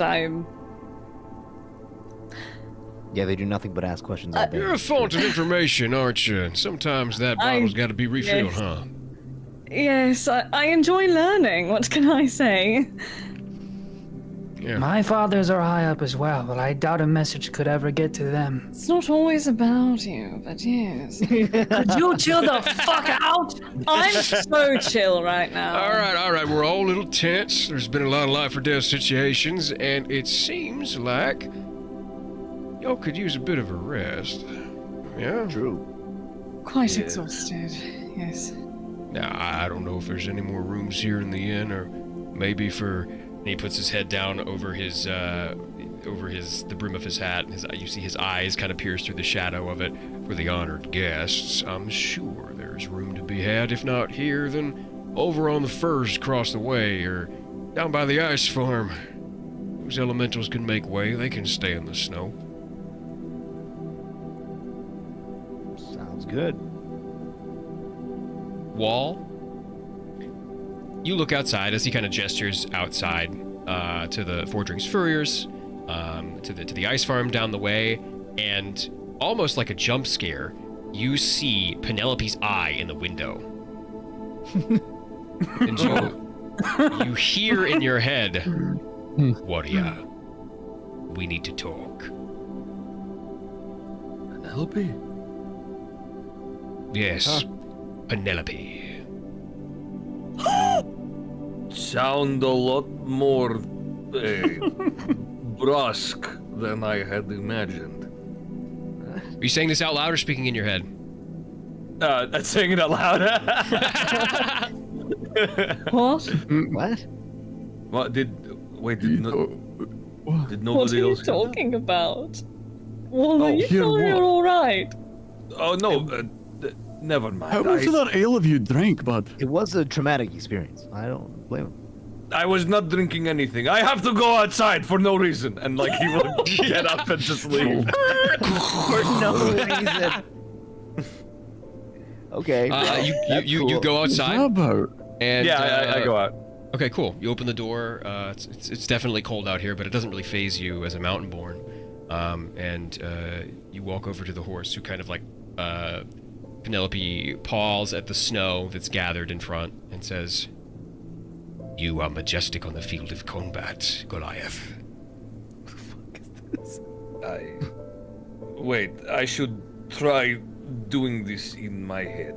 Yes, And you like should. Wall will like focus thinking, "Thank you, Penelope." Make an intelligence check.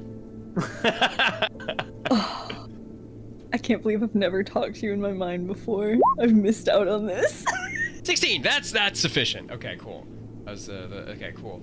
You do so, and the full sentence seems to, leave your synapses, and the horse's head nods in agreement.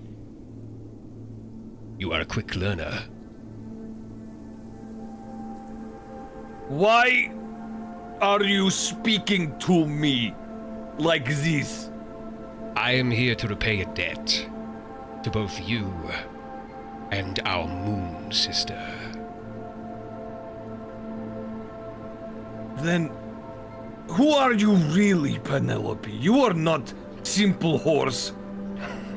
I am indeed not a simple horse. Walk with me, warrior. And Penelope starts to strut towards the dead fountain in the center of town. Okay. Wall will follow. You are not a simple horse. Wall just leaves the table. But yeah, I'm already outside. Okay. Oh, You've okay, been my bad, my outside. bad. You bad. may know me in your mother tongue. And he begins to speak in Goliath. I am Ardenor, the Ember.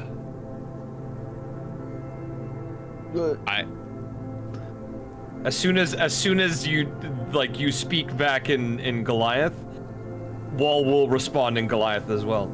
Yeah. You begin to continue the conversation, yeah, in Giant.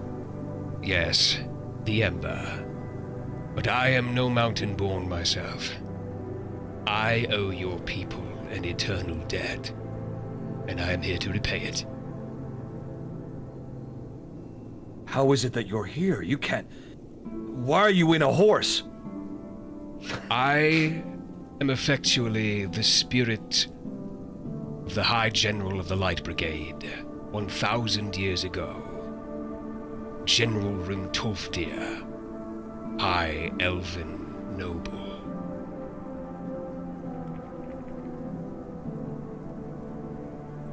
So, I still don't understand how this translates to you being in a horse.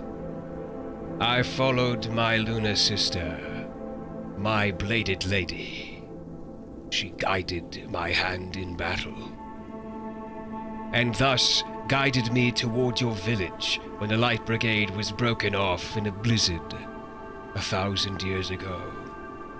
Lost in the mountains, we were all near death when the river opened its large arms and welcomed us in.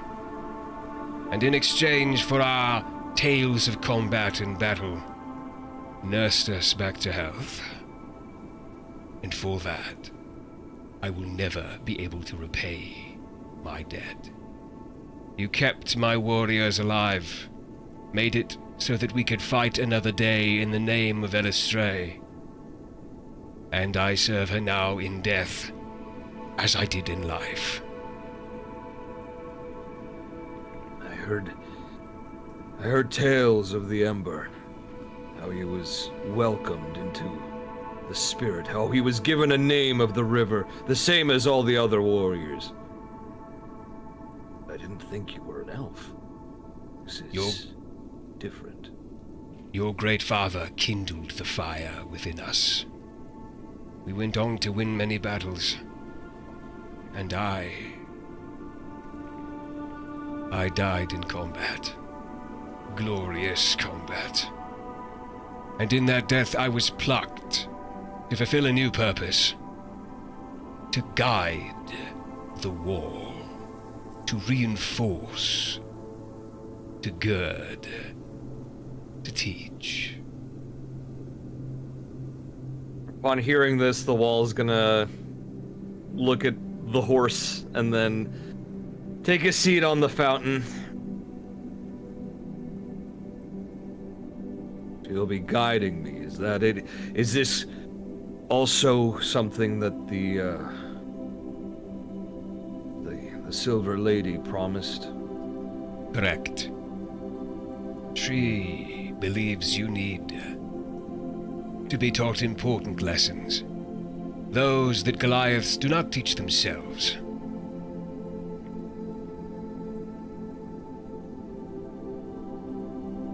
When I first set out on this journey, when I first agreed to that contract to work with Zephyrael and for all that, I wasn't expecting to be rushed to my destiny like this. It is different than what I expected. You were not rushed to your destiny, Mountainborn. Your destiny was rushed to you. The moment you picked up that sword underneath the city of Ivbronka, your trajectory changed. And the Wall's gonna, like, grab the sword and unsheath it and just look at it. For a Goliath, you wield an elvish blade with such dexterity.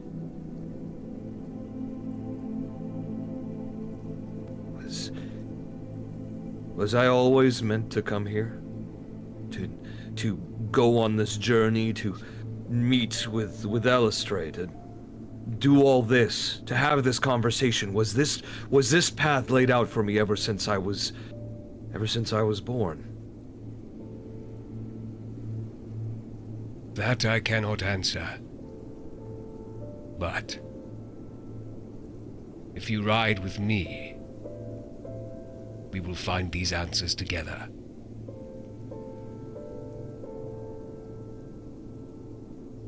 The wall's gonna resheath the blade and stand up. All right. I'll do it. But on one condition. Name your price, Mountainborn. Don't put me in opposition to Zephra'el. I don't want to fight him. I don't want him to be lost in whatever war is happening here. I've studied your companions. Zephra'el is the fallen angel, correct? I think so, yes. We can make use of him.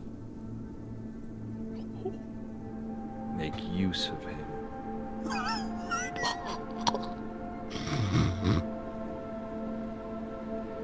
Destiny has many forks in its path. I will be there when you make those decisions, and judge you in the next life.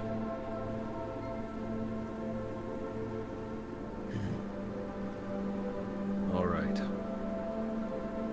But I promise, and the horse bows its head very deeply, I will strive in my death to keep you and Zephra'el companions. Well, that's good enough for me. And Wall puts a hand on Penelope's head. I accept. You and I, Wall, will make war. We will. We must.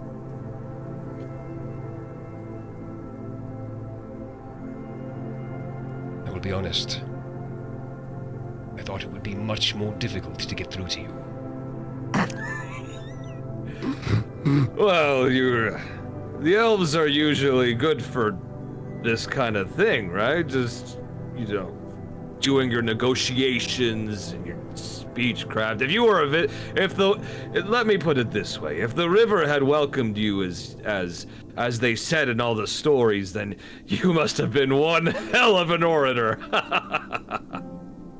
One hell of an orator, and I cannot wait to see you see me fight.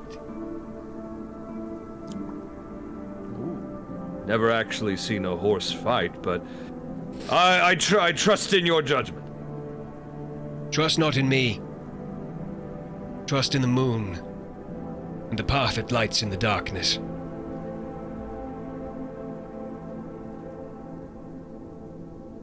That it lights in the darkness. The light in the darkness.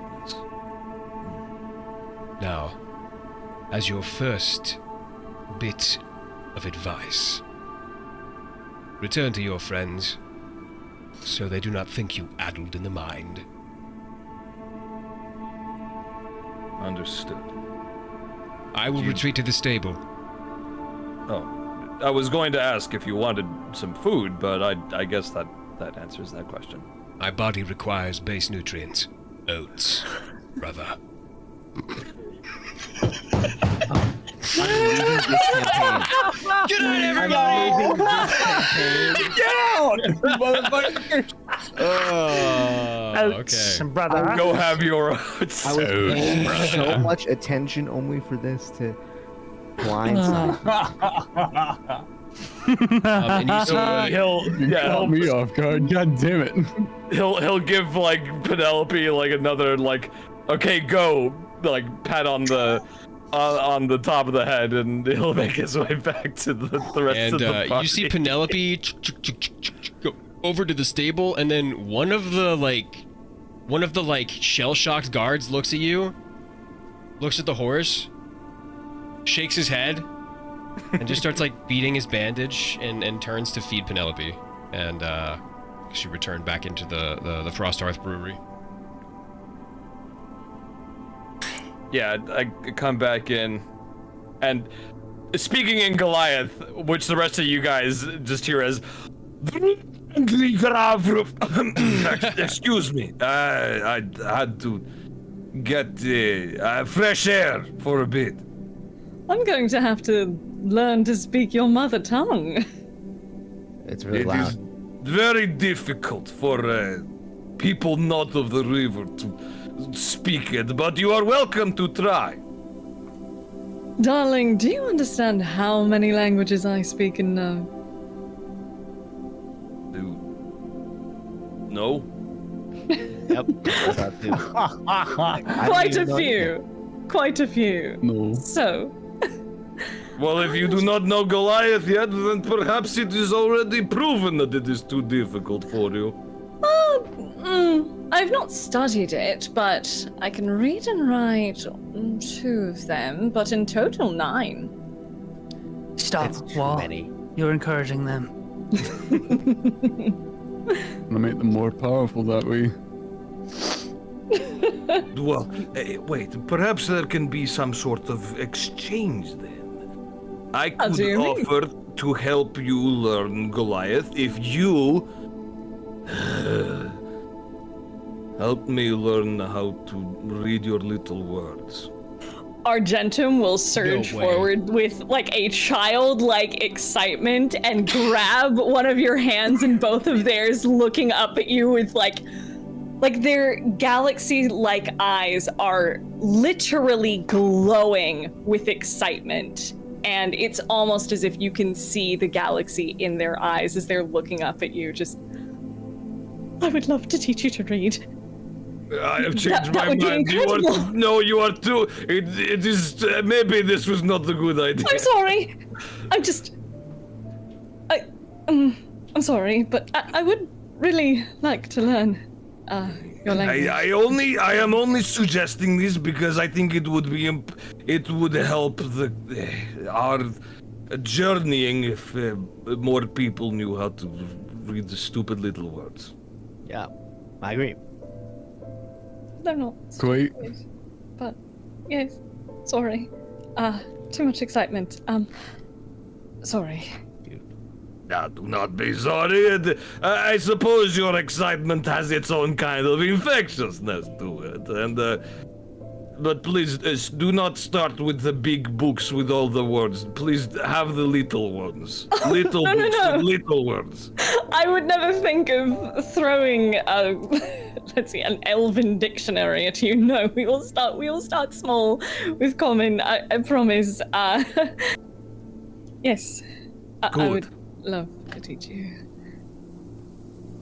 This is how I will grow stronger as well, by reading the stupid little words and crushing them myself. If Crushing that with your is brain. how, if that is how you must think of it, to bolster your mental capacity or whatever, sure. If you need to call them stupid little words and think of learning as a battlefield, as a war to be won in a way, then yes, I think we can approach it however works for you. Perfect. Well, We will start some other time. I am tired. Dakota I looks at am- you both and says, well, seeds bloom even in the snow. It is true. And that is actually true for some plants. Never mind. Sorry. Will you be around tomorrow or later today? I will be around we in the are- morning. Of course. I will be setting out. whenever I can belay my plans, I'll set out when you guys decide to. But know that I do be going north towards the crack in the spinal off. I may... my destination is there. I have to return to the mountain for a ways. Some business within, unless I can be convinced, of course, to follow y'all wherever you go.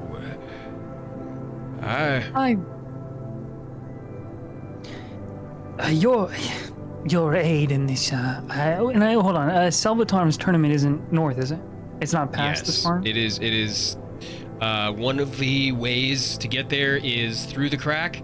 But Kelly was the one that had the contacts that would be able to get you effectively through the mountain pass, to get to the moraine, which is just this big valley that used to be a glacier, but it's now a lake. Yeah, so that's one of the ways you can go. You guys did say you wanted to go to Ipswich's castle, which is in the... So you in order to go to Salvator's tournament, you would have to go northwest. But from where you are currently, northeast is Ipswich's castle. Yeah. I see, and we were gonna do that first. Yep. Technically, we could travel with you if we were going to the tournament first. Do you have any interest in fighting against Salvator? I do not think we should pit anyone against him if we don't have to, but... Salvator. It's a battle to the death. I would prefer not to put you in that sort of situation. No, I have business that I must tend to, unfortunately.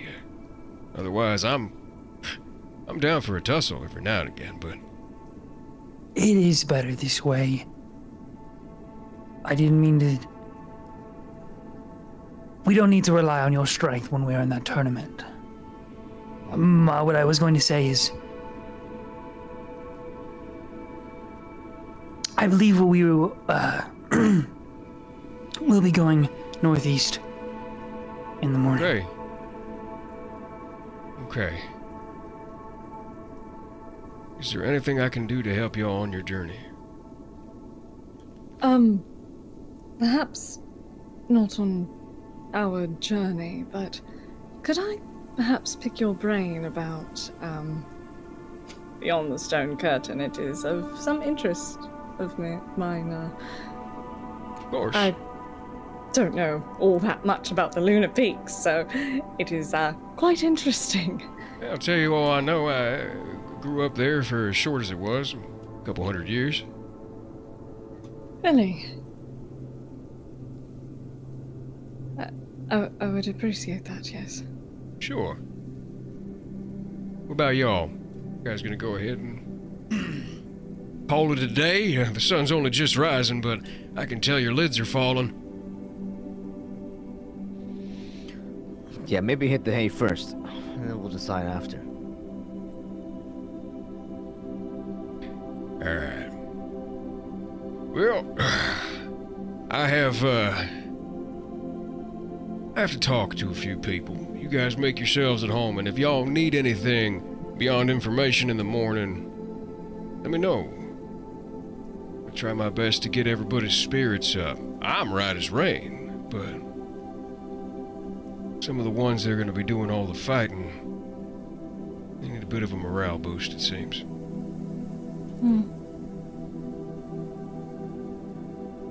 Have you... Never mind. Okay. Are there private rooms around here in the state?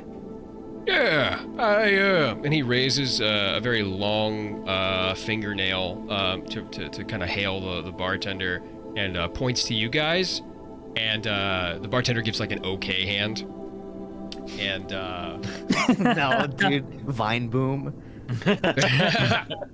I'm sure they'll be able to find you something.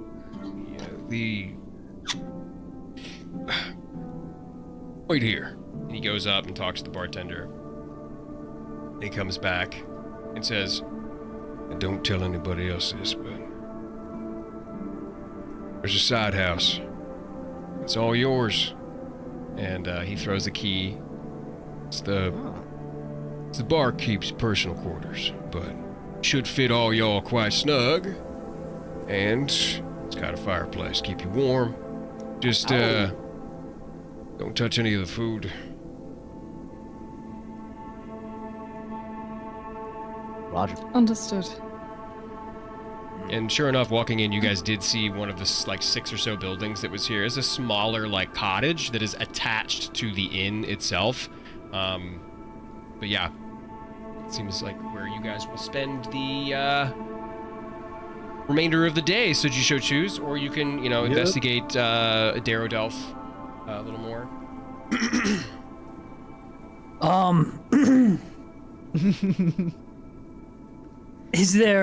Is there like a if we go to this? I'm just trying to find a like a private room within this private house. You know what I mean? Like a bathroom or a closet. Just somewhere I can. Are you going to the house? Yeah. If he tosses me the keys and stuff and says it's okay, I will ask Wall to guide me there. Okay. With my mind. Yeah. So you and Wall get into the guest house. It's a smaller, like almost like a studio apartment. There is a cauldron hanging over a fire. There's some furs on the ground. It is a dirt floor, but after a little bit of looking around, yeah, you do see there is a wardrobe that could probably fit you. But this doesn't look like there's any sort of like recess or any like private room here. It's just one big room. Damn. It's the closet you put multiplayer characters in Baldur's Gate. Yeah, right. Just summon them in real quick. Yeah, man. Is there anything else you guys would like to do before we all long rest? Argentum would probably sit outside of the house for a bit, just straight on the snow itself, like once everyone's gone inside before they take their long rest within the that fun little 2-hour period of activity. They're going to sit down and in sort of a monk-like meditative pose and just close their eyes and try to just connect with themselves for a while, embracing the cold around them. You do so. Make a... Oh, goodness. Make an intelligence check. Oh, sure. Okay, making sure it's not in advantage. Not intimidation. Nope. I was looking at the wrong spot. 18. 18. All right. You close your eyes. You feel each individual snowflake begin to melt on your skin. Your breathing begins to steady, become deep and rhythmic. Have you ever done anything like this before, Argentum? Yep, many, many times. Your hearing numbs a little bit. The winds, the cold winds coming through the mountain pass begin to become a static white noise behind you. And with every inhale, you get deeper and deeper into a trance, into almost sleep. When you feel the painful clawing at the back of your eyes. It rakes your brain slowly. Feels like metal on metal. It's uncomfortable. Your eye twitches. Your nostrils flare. And it relaxes as it lets go of your mind. You hear the word safe.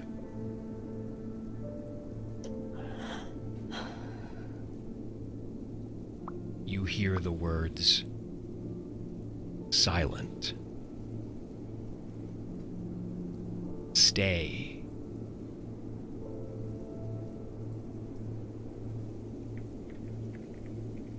And then your hearing comes back.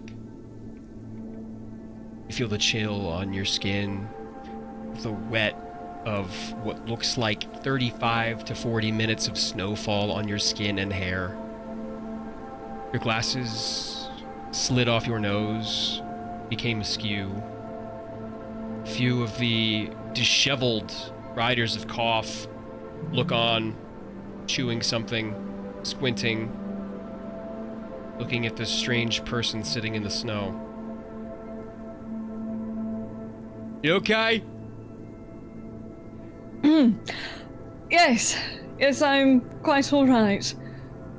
Alright. No, and he like pushes away somebody that has like a medical bag. No, they're fine. It's okay. It's just weird. So true. Yeah. They will stand up and kind of dust themselves off. And before they enter the house itself, they'll just straighten up and throw open the door. And you see Wall and Zeph, who is currently inspecting a wardrobe, opening and closing the door. It's not big enough to sit down in, is it? It is. You would be able to fit in it. Oh, okay. Really? Yeah. It's pretty voluminous. You'd have to take some of these coats out, and throw them. Okay. But, Zephyr just starts like throwing these coats out. This is the Like, just not- all They're session. not nice coats anyway, so it doesn't look like you're doing too much damage. You just kind of throw them on the ground, and Yep. there's a nice little cubicle in there for you. It would just fit you though.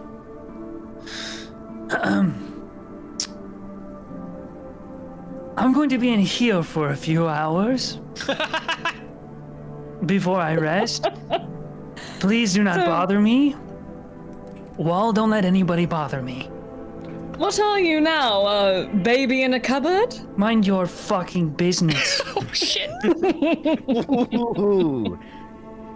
I get in the closet. Small little Like, latch try locks to- as you close the door. Get out of there. You immediately realize that you've locked yourself into this wardrobe. I guess I am gonna be in here all morning / afternoon / evening. I'm gonna be sleeping in here. Yeah. Zeph takes a second to, after realizing that he's locked himself in the closet. You just hear a Shit. And then like there's like shaking for a second, and then it just like stops. Yeah, right. Well, too prideful to admit that he locked himself in. And then I'm going to start to take the like, I guess, robe off. Okay. It's dark in here, so can't really see anything, but Sure. that's Ray's life anyways. Mhm. And I'll like set it somewhere nearby. I mean, there's not a ton of room in here, but I'll also like roll up one of his like pant legs. Sure. And if you could see, I mean, you would see Zephyrael's torso just covered in these slightly purplish ink tattoos, and you know, scars here and there. Yeah. And I'll pull out, when I sit down, pull out this little vial Okay. filled with what would be purple ink, if you could see it, and like a small handheld, maybe 2 finger lengths of a needle, kind of like wrapped at the base with cloth to give some grip, kind of like one of those pencil mods, you know what I mean? Yeah. And I'll also take the whip off, I just kind of like run my fingers along the breaks in the leather and the chain. Do I feel anything from the whip before I start what I am about to do? You run your fingers along the whip's coil, kind of a nervous response, but you feel the folds of all the leather, and as you get to the tip, you start to feel the chain, and right as you feel the cool, metallic sensation, a shock, almost like a bolt of lightning, sends a shiver, muted shiver down your spine, but one that you're very familiar with, one that at one time you may have enjoyed. This is a boon. This is some of the limited positivity that Lolth bestows her followers. And you get an overwhelming sense that you are doing the right thing. Everything you have done up to this moment has been all according to a plan. Whether it's hers, whether it's yours. At this point in your worship, you have merged. But you do feel something deep in the pit of your stomach. Something natural. Something that has followed you since the day you've been born. That says no. That says this is not right. This is unnatural. This goes against every fiber of your being. But almost like a drug addict, or an adrenaline junkie, touching that metal was the best you felt in the last 2 days. It's the most your heart has raced, even in the face of all of these, all this combat, all of these challenges, physical, mental. And that weighs on you a little bit. You don't hear any words. You don't see any visions. There is no apparition in front of you. No one is with you inside of this. But maybe you feel like there's someone with you inside of you.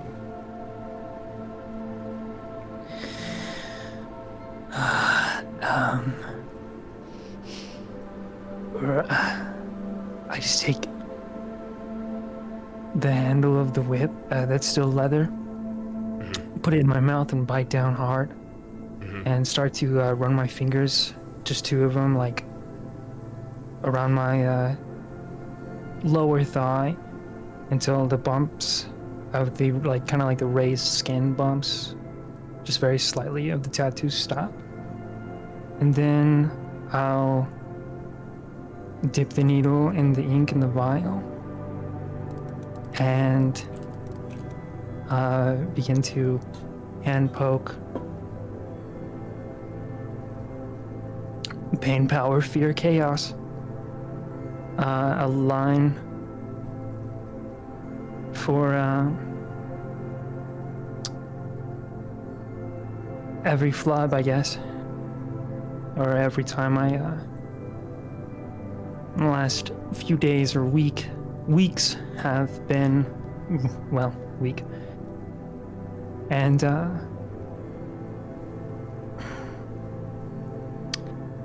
it'll take some time, and they'll be very muffled behind biting the whip, just sweat profusely. Yeah. And then when I finish, I will put it all away. That little voice inside of you that said this isn't right fades with every nick and cut and poke and prod. Every inch of tattoo, every word that you inscribe on your skin reinforces the feelings that you felt when you grazed the metal. This ritual brings you great comfort in this time. This small time to yourself, just you and your whip, makes you feel at home again.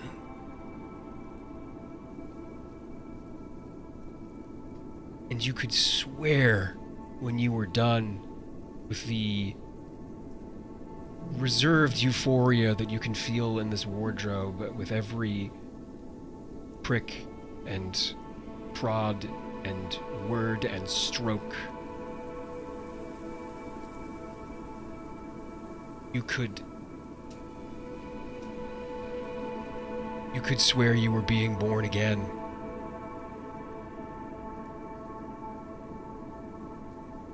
Yeah, that kind of almost like euphoric relief. Yeah, it's Makes me feel like I'm flying. feel like you're flying. You feel like you have wings again.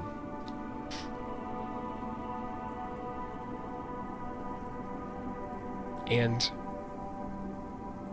as you winced with the pain, the last stroke of the last word, you open your eyes, and for a brief second you see paradise. However that looked to you. And as quick as it came, so it went. You're locked in a wardrobe. Your whip is out. You almost seem a little confused. Like this isn't where you left yourself.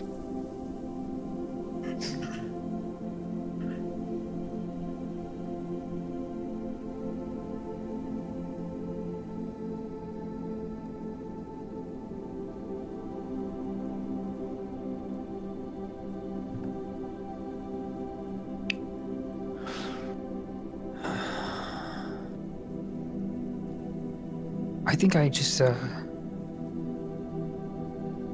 I think I would just kind of, eventually, yeah, probably just fall asleep. Okay. Zeph hasn't left the closet in Not yet. quite some time. He hasn't exited the wardrobe. Dude, the way you said your whip is out, you like got me. He's pulling his whip out. He's pulling his whip out. But yeah, that probably would put you to sleep. Doing that for the first time in a while. That's very cathartic. What are the rest of you guys doing? So while Zeph is doing all that stuff in the closet, Wall's actually gonna park himself like on the wall by the closet. Okay. And like he basically just takes a seat, and all of the things that he's experienced lately, he just like allows himself to like process, because like man had to fight, you know, the reanimated corpse of one of his best friends, and like the woman that brought him into the world. So he's allowing himself some time to process all that. Sure. And to come to terms. The purring of the very weak fire next to you, at the same time as your reeling and reflection on the day, if not the week's events, slowly begins to lull you to sleep after some time. And Argentum, Phoenix, Sunder, you guys are slowly watching everybody pick a spot. Can I ask before, like, how long that took in the closet? I would guess an hour, right? Maybe something like that.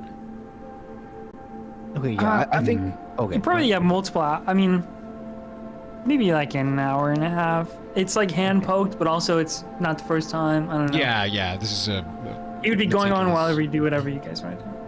Yeah, I think after everyone like leaves that the bar or whatever it's called, and some of them head towards the side house or whatever. I think Phoenix will take a few hours, and he will just take that time to, after all the days of combat and stressful situations, he'll take the time to just like walk the town, walk the little like area, and then just like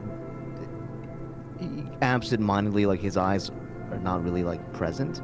They're not really looking at anybody in particular.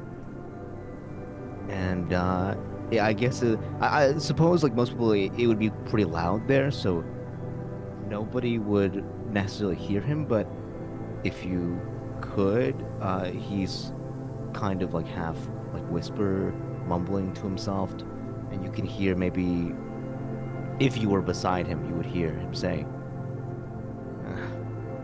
"Some good shooting, kid. I'm getting sloppy though in the last few shots. Forgot to breathe." Don't mess up next time, or maybe won't see you again. And like that kind of like one-sided conversation to himself. It seems one-sided at first, but interrupting you on the horizon, walking towards the northeast portion of Darrow-Delph, you see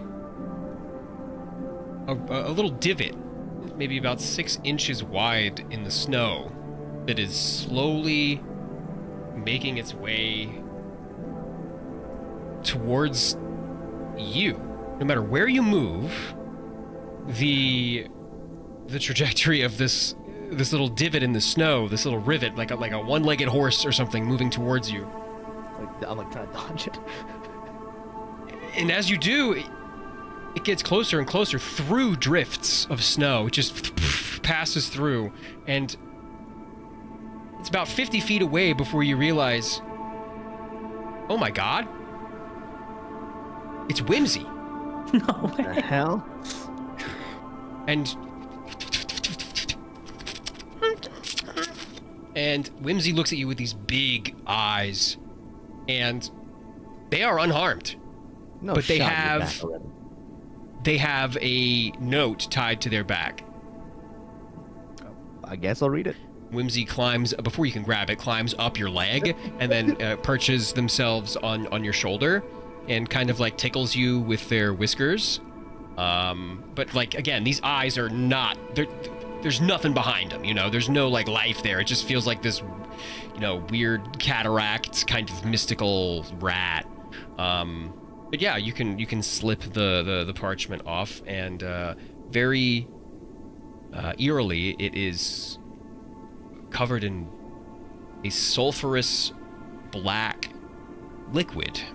Ew. You don't know what it is. It's a little sticky. Some of it's partially frozen, but some of it's been kept kind of warm by Whimsy's fur. Curiously, you unroll it, right? Yeah, of course. And Why is it sticky? you kind of have to peel it open. Dude. But as you open it, in common, in hastily scrawled letters with big, broad strokes, this is about maybe an 8x8 piece of parchment, of vellum. It just says the word help. Oh, shit.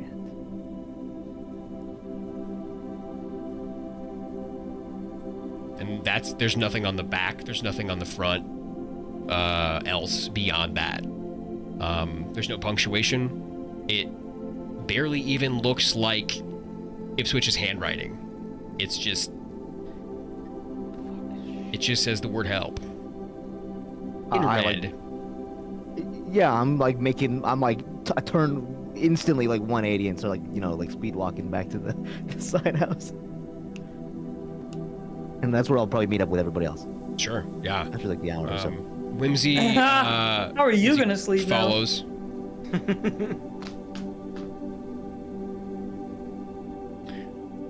Anybody else like to do anything before you retire for the late afternoon? Who is back there when I get back? I think all of us, right? Except for Probably. us. Yeah, I would imagine unless Wherever anybody wants Sundari- to leave as well. Every now and again the soundscape is peppered by a building exploding, several miles in the distance, or another tower falling, or a partition of wall crumbling. It sounds like war in the distance, but it's fairly. The rhythm of it, the cadence of it is intoxicating almost. You're just like, you get used to it. Okay, well, if everyone's here, I'm gonna walk in. I'm gonna say, "Oh, everyone's here already. Nice. Where's yes. and then I'll just cover my hand face with my hand. That guy. Oh, he's in the closet. I do believe he locked himself in, but, He did what? You let him out? No. I think a timeout will do him good. Okay. Do I just hear him grunting it? I'm like, okay. Just trying to open. Well, this is gonna be awkward, but let's see.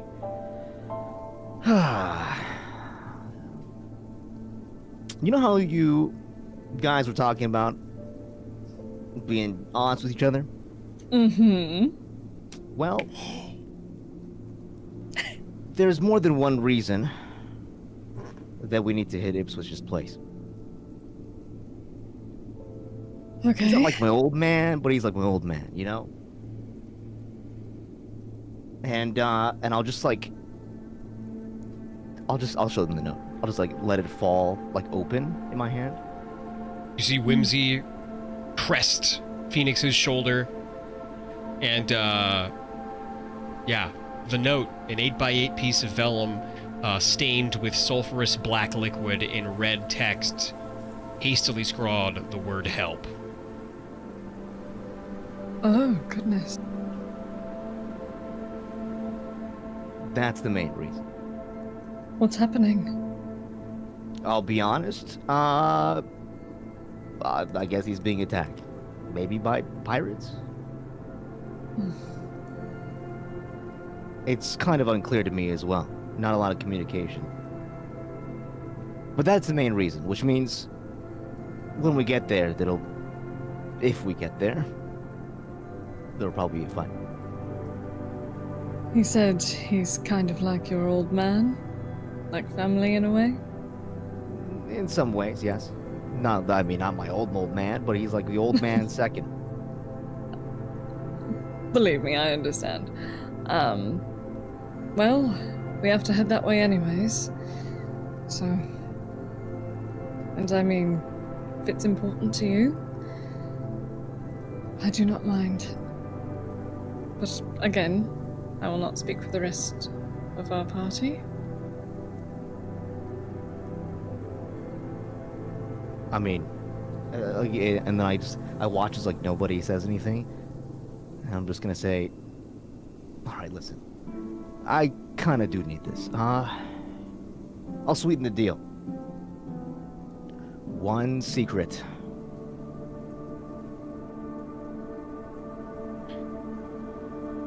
Whimsy looks at you. She stops sniffing the air. Her whiskers still. Almost in disbelief.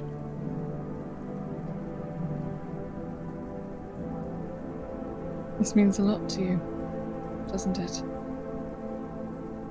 Someone as tight-lipped as yourself to offer up anything such as a secret. I'll say nothing.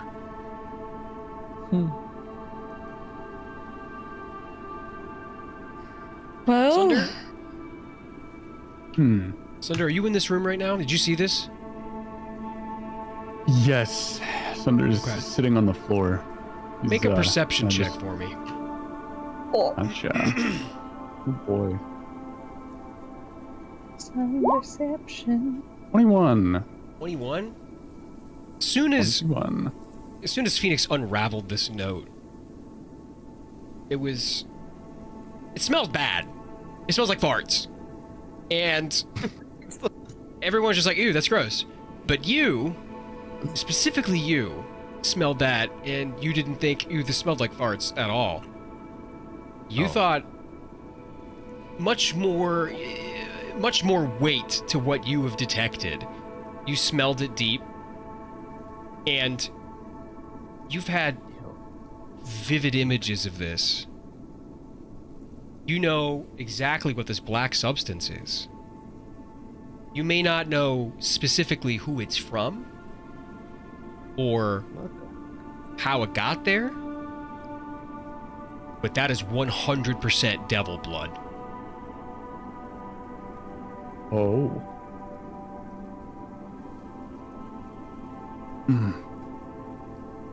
Phoenix, Yeah. where did you get that note? If you don't mind me asking.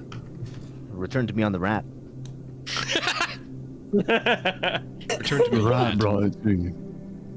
Yeah, I sent a message forward and I got this one back. Well, looking at all of your faces when he opened the note, you didn't really enjoy the odor that it produced, but Oh, you That's- telling me, yeah. that's wrote in devil's blood. Huh. Yeah. Take a look at it. Does it look like devil's blood? Does it look like any The blood? Does it look like blood at all? dried substance on the side, like sticky frozen substance on the side of the note, yeah, that's where the smell is coming from. Huh. Should have wafted, sorry. I should have wafted. I closed the note.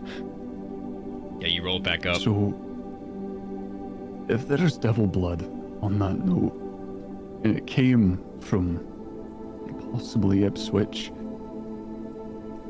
then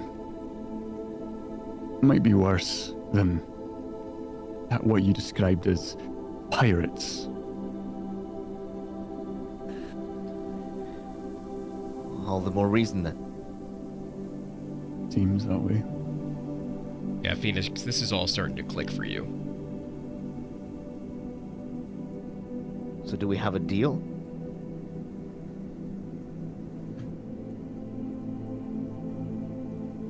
Someone you already rouse have me by closet your boy. side.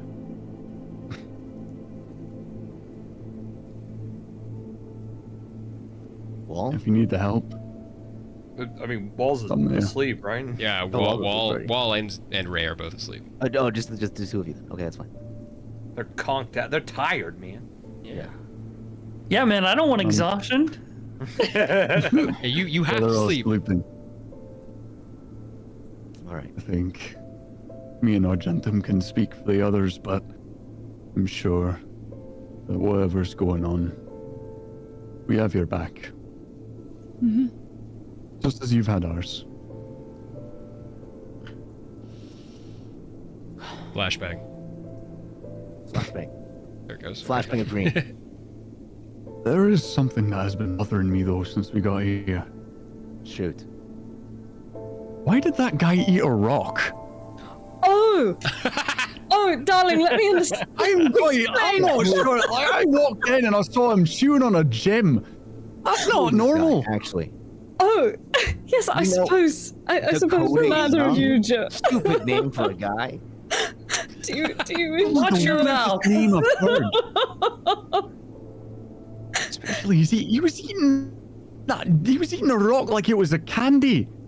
I don't know anybody who would do that. That wasn't his real name, probably. We do know someone who would. Do you remember our golden friend from our escapades with the goblins? A specific draconic figure? That's not the Dragon, is it? Oh, it absolutely is. He made himself hot? That's unfair. He definitely did. That's Dragon's agent for you. Last time we saw him, he was a wee lad, but now... Don't say wee lad. He was like a building. Well, For a dragon, he for his was wee. species, he was quite small. Good lord. Yes. Well, that's what Apparently, his family is beyond the stone curtain. I see.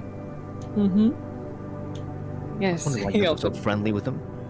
Yes, he also quite offered me confused me. information, so I'm interested.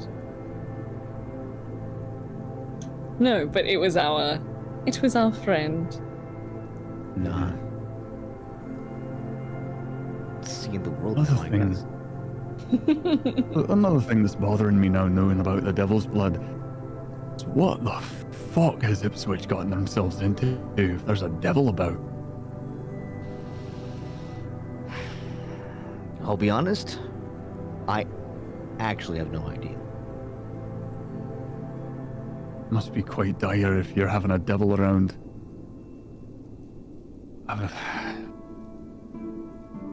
I've heard stories. I've never actually seen one up close, but all I know is that they're nothing but trouble. Is it possible that he might have tried to make a deal of some kind and it turned sour? Deal? Yeah, Phoenix. I don't know. Historically, I mean, this is mostly, petty things Yeah. like gambling, Yeah. but Ipswich is very, very good at making deals, writing checks. His ass can't cash. I was gonna say. Yeah. Huh. Make a deal that turns sour? Well, deals with devils are, at least from what I have read,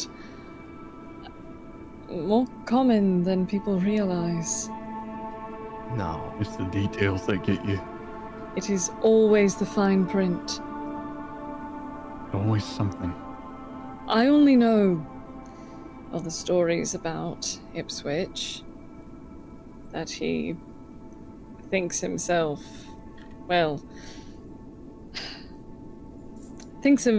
has a higher opinion of himself than what is true.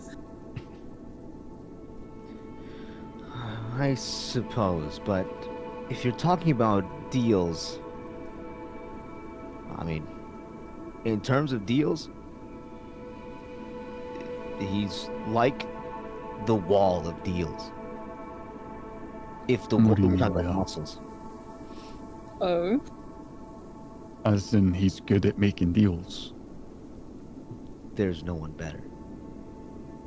But does he follow through? Well, he has to. Oh? Elaborate.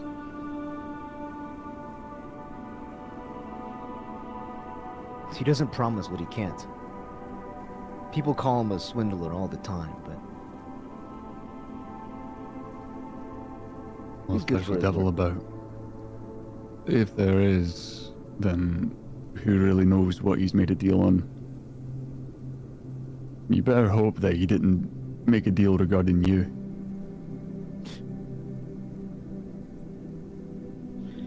That would suck ass. It would. I've heard stories of people making deals with devils and devils taking children away. Wouldn't surprise me. But at the same time, you two are close. Who knows? Right. Desperation is a horrible thing. Well, this got more complicated than I wished for. Doesn't it always? And I'm gonna clap my hands and say, but, Well, well, no. well. Let's resolve our deal first. There'll That's be a all. time. I'll tell the others when I wake up, don't worry. But I kind of just want to, Hmm. pay it in full up front. There. Understandable. I close my eyes. And then I open my eyes. Well, the honored guests know me as Phoenix. But obviously you can tell that's not my real name. I mean, I had a Figured it hunch. might have been a title. Well, the man standing in front of you, the man you were looking at,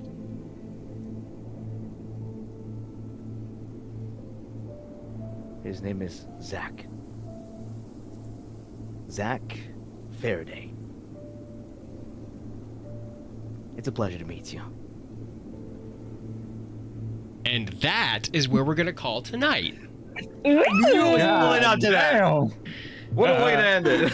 You want to spell that for me, or Leju? Why do you guys all have fake names? Mine's not a fake name, For the wall.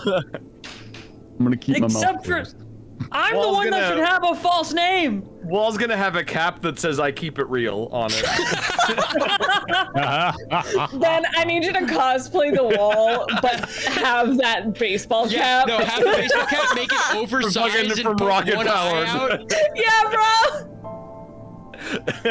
Oh, that's fantastic. I keep it real. I keep it real, Oh, man. thank you for the spelling. Oh, Yeah, it's a weird spelling. That's why I had to That's like fun. add the. Listen, translation. as a fellow weird name haver, I guess you. Right on, How do you guys. do? Got a weird name. Hello, haver. how do you do? For being Little scuffed, weird that was a name. pretty solid session, if I do say so That was a myself. great pretty session. solid. I don't know what you're talking about. Hi, welcome to streaming. Scuff comes included in the package. Oh, what am I doing with all this scuff? But the music and the images and everything, I think it all came together and yeah, what a lot of cool, some lore dump stuff, some good RP. I'm a fan. I had a great You time. can't give me a hot humanoid dragon, man. You can't fucking do this to me. Welcome, and he's got a southern accent. I know, you can't fucking do this to me. It's illegal, you big You bitch. bitch. I'm glad you guys finally got to meet Dakota. I love him. Was fucking cool. Yeah. Been waiting I'm for glad that we happen finally for got a to meet while. Penelope. Penelope, We the finally got to true meet Penelope. Penelope. The old Greg horse. Who's the ancient spirit of a fucking elf? This the ancient spirit of an ancient elven general inside of this graceful horse. horse. Fucked up world. Yeah, what a fucked up world. So let's look for some. Let's check out some Shadows-tober stuff. If you guys have seen any. Yeah. It's so good. Oh, I've been lurking hardcore, but the Velders know that I do that. Hi, I'm around all the Let's time. see.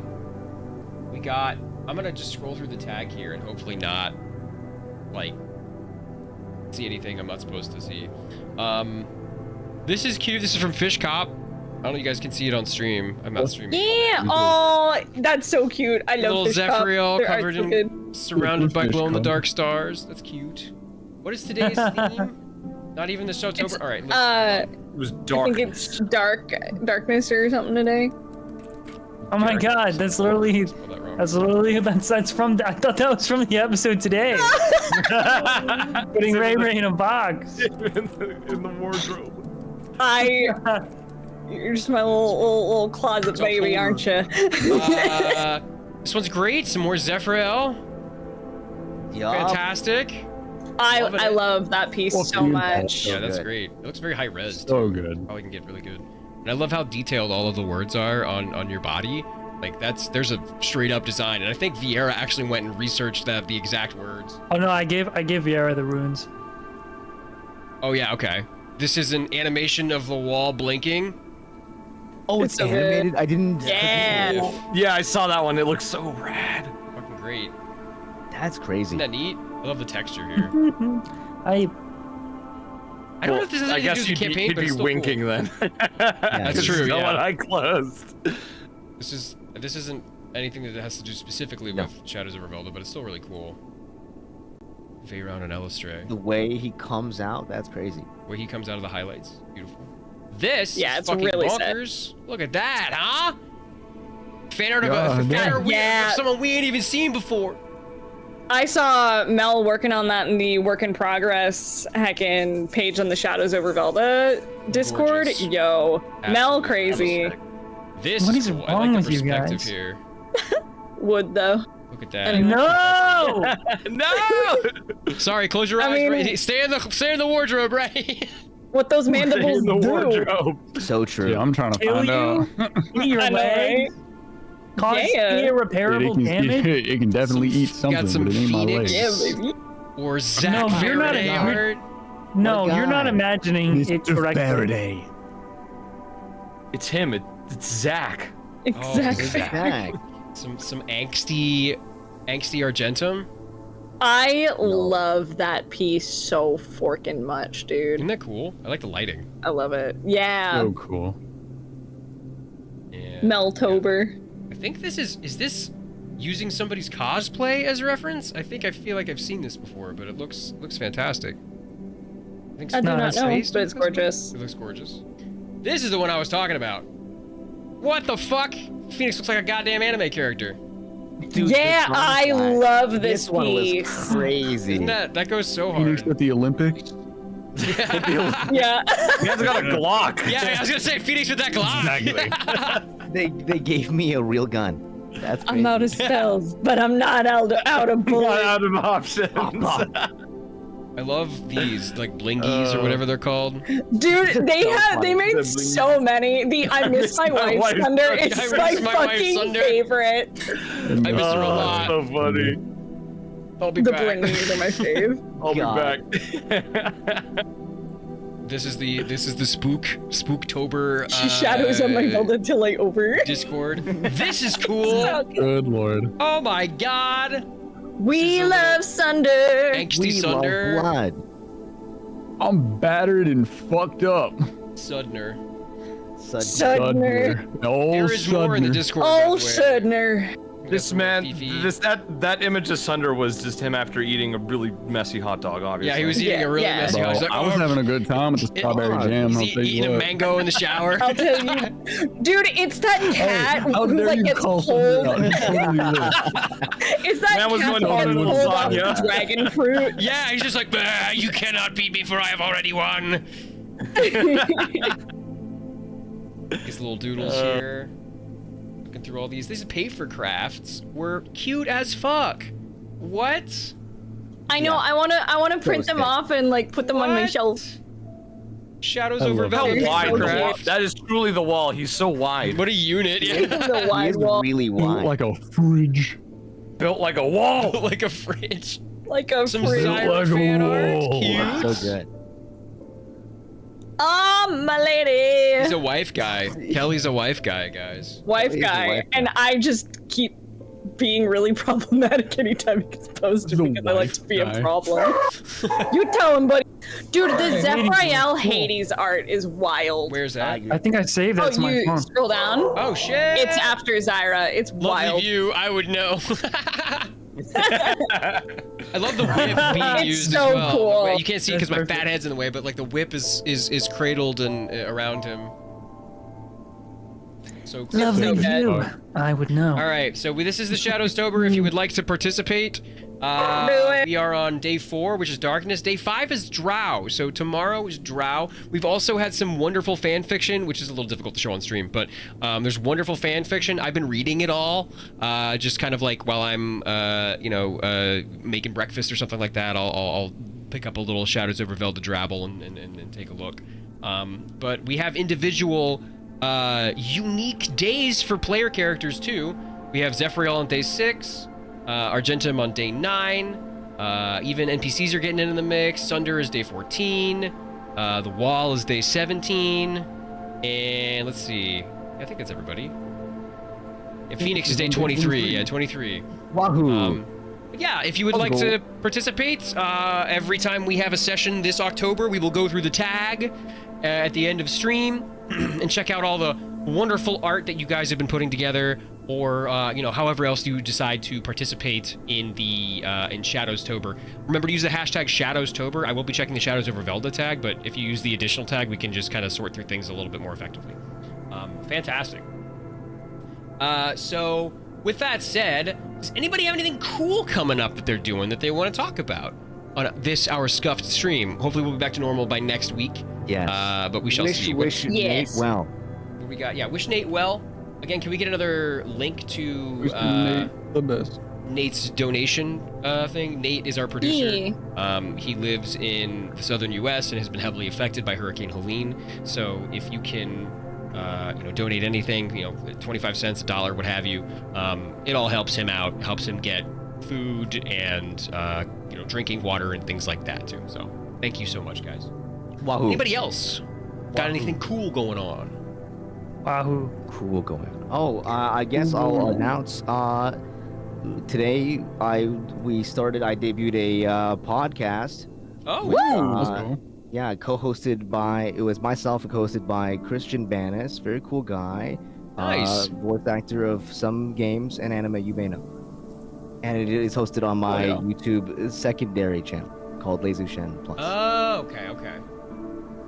Neato. A hidden second channel to compartmentalize, because that's what I like to do. A secret channel full of secret Secret things. channel. Secret channel. Fantastic. So I don't know exactly what day I'm gonna be doing because I gotta look at my schedule. But this month I'm gonna be starting my solo D&D series where I run through solo campaigns created by Obvious Mimic. The first one that I'm doing is called Wolves of Langston, and I'm gonna be playing a new character and going through a solo D&D campaign where I play D&D by myself. That's crazy. On my normal Scylla channel, so I will be announcing whenever I'm ready to do that, but I just got my official character art done by the wonderful Demon Artie, so I'm really excited for this. Yeah, that sounds fun as hell. Check that out, guys. Yeah. That's really cool. I've actually heard of Solo that. D&D campaign. Good time. DMing Solo and D&D. yourself. Yeah. All right. Neato. Anybody else got anything wicked sick they're doing in the next couple of days, next week, before our next session? Stick. Wicked sick. Yeah, I did a luck reference. I did like reference. I'm just streaming a lot. I'm streaming a Nice. bunch of spooky games for Ooh. October. So Oh yeah. if you want to Same. be spooked, ooh, come to my channel that I'm streaming. Dude, that was Thank a you, ghost. God bless. Whoa! That was a I ghost? almost Yeah. I spooked myself there. Whoa, that was a terrible. I'm ghost. gonna spook my pants. Spook your fan. But yeah, thank you. God bless. Yeah. Anybody else got anything cool going on? I am pretty much doing the same thing as Ben, doing a month-long horror marathon where I play a horror game every day of this month. And within the next hour, I'll be playing Until Dawn. Until Dawn. Oh, Hell yeah. I'll be there. Very nice. Playing it until the sun I'll rises. be hanging out while I clean, probably. I'm so curious what you're gonna think about the remake. I have some thoughts. I want to know what yours I'm are. excited. I just hope my internet isn't gonna shit itself. Twitch has been Look at weird that. lately. Okay. Which has been weird. Weather's So been weird. we got spooky games. We got solo D&D. We got a new podcast. I will be. This is way far in the future. Not way far, but pretty far in the future. November 4th, I'm going to start my technically uncapped subathon. We are planning hell it right now. We got all kinds of cool stuff. One of the major top tier sub goals is me in a fursuit, but I also have we have drunk lore dumps about my novel and graphic novel, so if you want little sneak peeks, I'll get really drunk and then spill the beans on a lot of stuff. We have one thing that I'm really kind of excited to get to is if we get to a certain goal, we will spend a day watching my old content from 15 years ago. Oh god. And Lord. it's Minecraft Let's Plays and shit. As someone who recently rewatched their old ass content, strap in, buddy. Oh You guys god. see 15 years ago? Is that what you Yeah, said? it's been almost 15 years. It's like my 13, something like that. But I'm rounding up. It's ancient and it's bad. So I'm excited to do that. And then maybe some like spicy stuff. Obviously, it's like a normal subathon. We'll have a wheel. It'll be games and stuff like that. But also punishments. It's gonna be fun. What else am I got going on? And until then, I'm just gonna be streaming normally. Nothing too crazy. I do it 2 or 3 times a week. We are currently almost done with Bulletstorm, our yearly playthrough of Bulletstorm, which is a fun fucking game, very unique. And that's what we've been doing lately. I'm personally playing other games privately because I recently got one of those at Alejandro's recommendation. I got an ally, an ROG ally. Oh, nice. Yeah, he loves his. It's pretty fucking nice being able to play Darkest Dungeon before I go to bed. Or Dude, what so else am I good. playing? Darkest Dungeon. It's very. That's the same thing I do with my Steam Deck, so I get you. I got Shin Megami Tensei on that piece, and I've been trickling my way through that. Super fun. I want to try and take my time with it because it's actually pretty good. Dude, I got Balatro on my phone, and now I can't work. Balatro gaming! I have to physically cut myself off after like 1 hour. I'm like 1 hour and that's it. Otherwise, I'll just be in bed like all day. I'll have you know, I play Balatro on the entirety of most of my flights now because I have this thing, and I'm just like, yeah, let's fucking do it. It's great. It's wonderful. Very fun game. But we are gonna go Raido a friendo. Let's see. We will raid. Oh man. Jambuds is going. He's playing Genshin with 5 people. We could raid bomb that good boy. Crap. That good boy. Jambuds VO. Is that right? I think I did it right. Yeah, that's the one. Yeah. Okay. That's our boy. We're gonna go raid our buddy James from our Wednesday D&D campaigns, which is since on hiatus, but he's playing Genshin right now. So I will see you guys at some point tomorrow. We're gonna be streaming probably around 5. But until then, we'll do our little sign off. Be excellent to everyone you meet, because everyone's fighting a hard battle and sometimes you can't see it. Love you guys. Thanks for coming to Scuff Stream. Let's say good night, everybody. Good night, everybody. Good night, everybody. Good night, everybody. Good night, everybody. Talk.